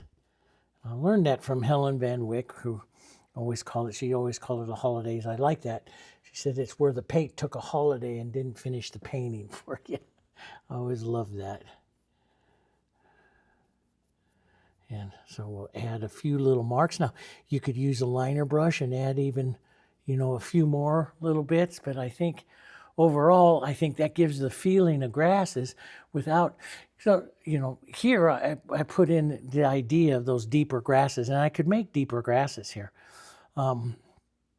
But they can also become really distracting to him. And I love all of the movement and stuff in him. I love all that. I might put in just a few more light areas, some yellows, some whites, model this up, more yellow, model it up like that. We might add just a few more little light areas of softer grasses here. Yeah, let's add a tiny bit of the light structure into that. Yeah, that's good. Yeah, just variations here. Light little marks. Paper towel to help move the mark here. There we go. Gives it that pulling action of the grass too. A little smaller here. Excuse me. Yeah, I like that. So there, I think that's a pretty good idea of him. Maybe a little bit of light scrubbing back in here. So you could use, you can come back in with your small brush like this, and anything that might have gotten a little bit too much, or if you wanted to add some smaller little movements, you can always go back to the other way of using like the corner of your brush, of this nice soft brush, and hitting some of those verticals like that to give the impression of the grasses. You don't, before you used to always, and you see artists, take a liner brush and just go attack it, and that's all fine. I love to do the quick like this and layering of the colors, because it just gives you so much. Now that might be just too perfect there, so I'll take some of that out with some of my softer tan colors and maybe put a little bit of softer light in there. Here like that. And it gives you some really nice grasses here. There we go. Just like that. I love it. Let's see if we need another, go through him. See if you need a little bit more light or a little hit of light or something. You could have a little bit more hit right in here. I love that. But overall, I like him. And, having some more extra textures and stuff like that in there, that would be really good as well. So those of you that want to turn it into a Western, like I showed you, into the membership, I'll put this this painting that I did here. I will put that, I'll put a line drawing of him over into the membership area of the channel, okay, in the community page, into the membership, so the members here can have that. So if you wanted to paint that horseman there, and in the final photo of the horseman, I had added some cows back here. That would be kind of cool. I might paint this one, and if I get enough people requesting it, I'll paint it. Okay, we'll do it. And maybe add a little snow onto the mountains and show you something different here. But yeah, I think some of that would be kind of fun as well. I really like those little, I call them the sparks. You see me in landscapes do that. Come back in and add like little sparks of light. See, that just adds those little sparks. I call them the sparks. And so I'm just going to add a few little sparks. And then I'll take this painting and I'll set it aside, because especially since I was gone from it for a week, so I had to kind of really reorient myself to my painting here. And I'll do that, and I'll look at it for a while here to make sure it's everything I wanted it to accomplish, since I haven't been able to really look at it. And I'll put the final photo and stuff. Those of you in the membership, I'll put a final photo up so that you'll have that. And then any of the references, and if there's something that you need to see, just always, hit the comments down below there, and I'll be happy to add that or whatever it is that you need so that you can paint this thing. So I'm going to put just a tiny bit more light right up above his eye here. That is in his eye, above his eye, Dave, not in his eye. Well, it's not a real great brush. It's an old brush. I love painting with old brushes because they don't give you a perfect edge. So there we go. Anyway, that's a... And it's funny, I thought all of this was real light, but when I lightened all this up around him, all of a sudden that's not quite so light anymore. So, going back and revisiting some of your light is not a bad idea. Let's just add another little mark or so right in there. It's not a bad idea. Overall, I like it. I hope you like it too. I could lose this edge a bit more. That would be more impressive. And just to show you, when you're going to lose an edge, you take anything that's like that. So any of that burnt sienna green, like the background and stuff like that, and you take it right over the edge here slightly of him. And that gives you that lost edge a bit. See how that loses the edge? So that lost edge, and this right in here would be a lost edge as well, will help that recede back on that side.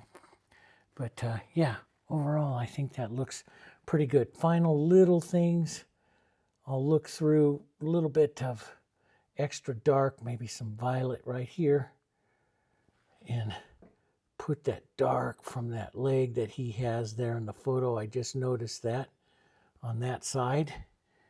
A little bit more right in here. And he has that reflected lighter gray that comes on that. So we add the blue and a little bit of white right in here.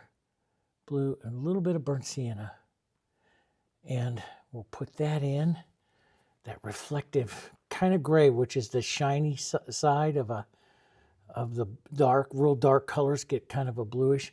And I love that blue. Remember what I always like to do in some of this is I love to take some of that blue. So some of that blue from the sky and stuff coming down in through here, especially down in on him. So I'm going to take it more to a blue violet. So I'll take a little blue, a little violet here.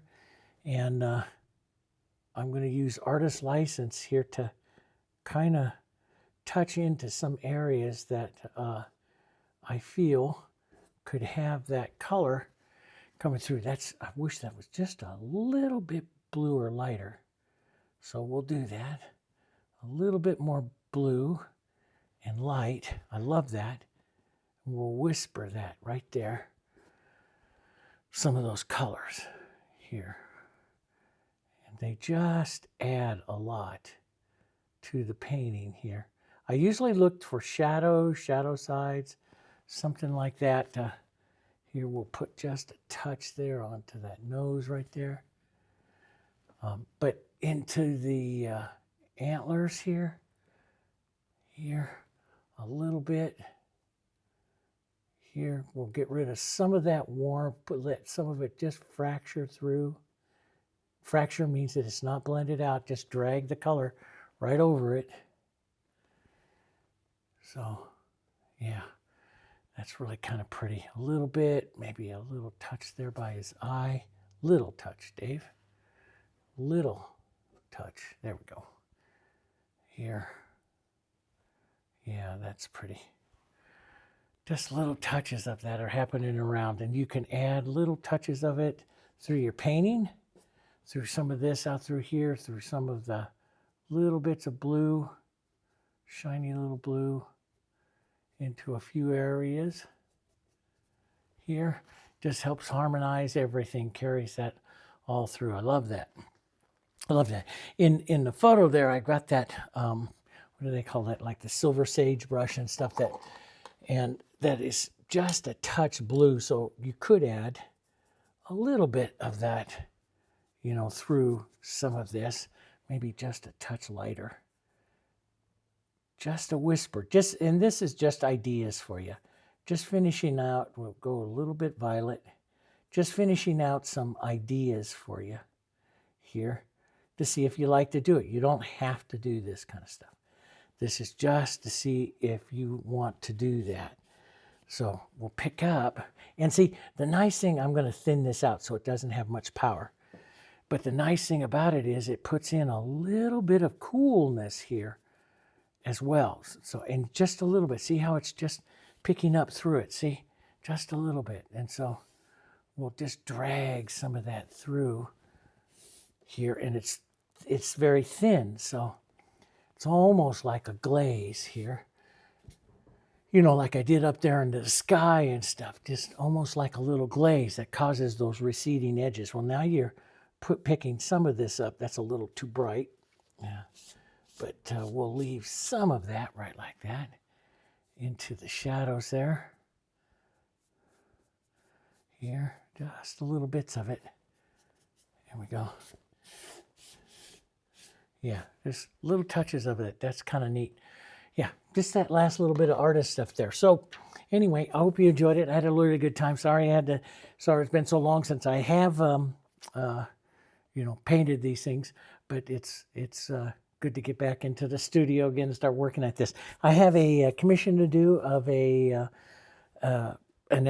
dog that the owners want me to, is one that had passed away, their daughter's dog, and so they want to do a memorial for her, so I'm going to do that, and I'm thinking about filming that so you guys can see how I approach that, even capturing, the most important part is capturing basically the character of the dog, and they've written me quite a bit what the dog was like, so and I want to see if I can capture that fun, spontaneity character with it, and then I think we'll attack that together here onto the channel, and yeah, and then I'll be back to that master floral that I wanted to do. I have that really big landscape over there drawn up where I call Through the Wind River. We have that one drawn up, and of course, you know, if you want, I'll paint that Western Rider back into something like this with some cows and some of the mountains back there. Show you how to kind of change it. I like the idea of this big forward pine tree in there. But yeah, we'll do something like that, okay? Thanks very much, guys. And don't forget to, if you haven't subscribed to the channel, subscribe to the channel, hit that like button. That really helps us with our videos getting out there, and we really appreciate your support, okay? All right, so you guys have fun. I'll put a line drawing of this and everything into the membership. And again, if you have questions and you want to paint this and you have questions, and you know, just put it right there into the video, because I read every single questions every morning, all the comments, okay? All right, I'll see you guys on the next one. Bye-bye.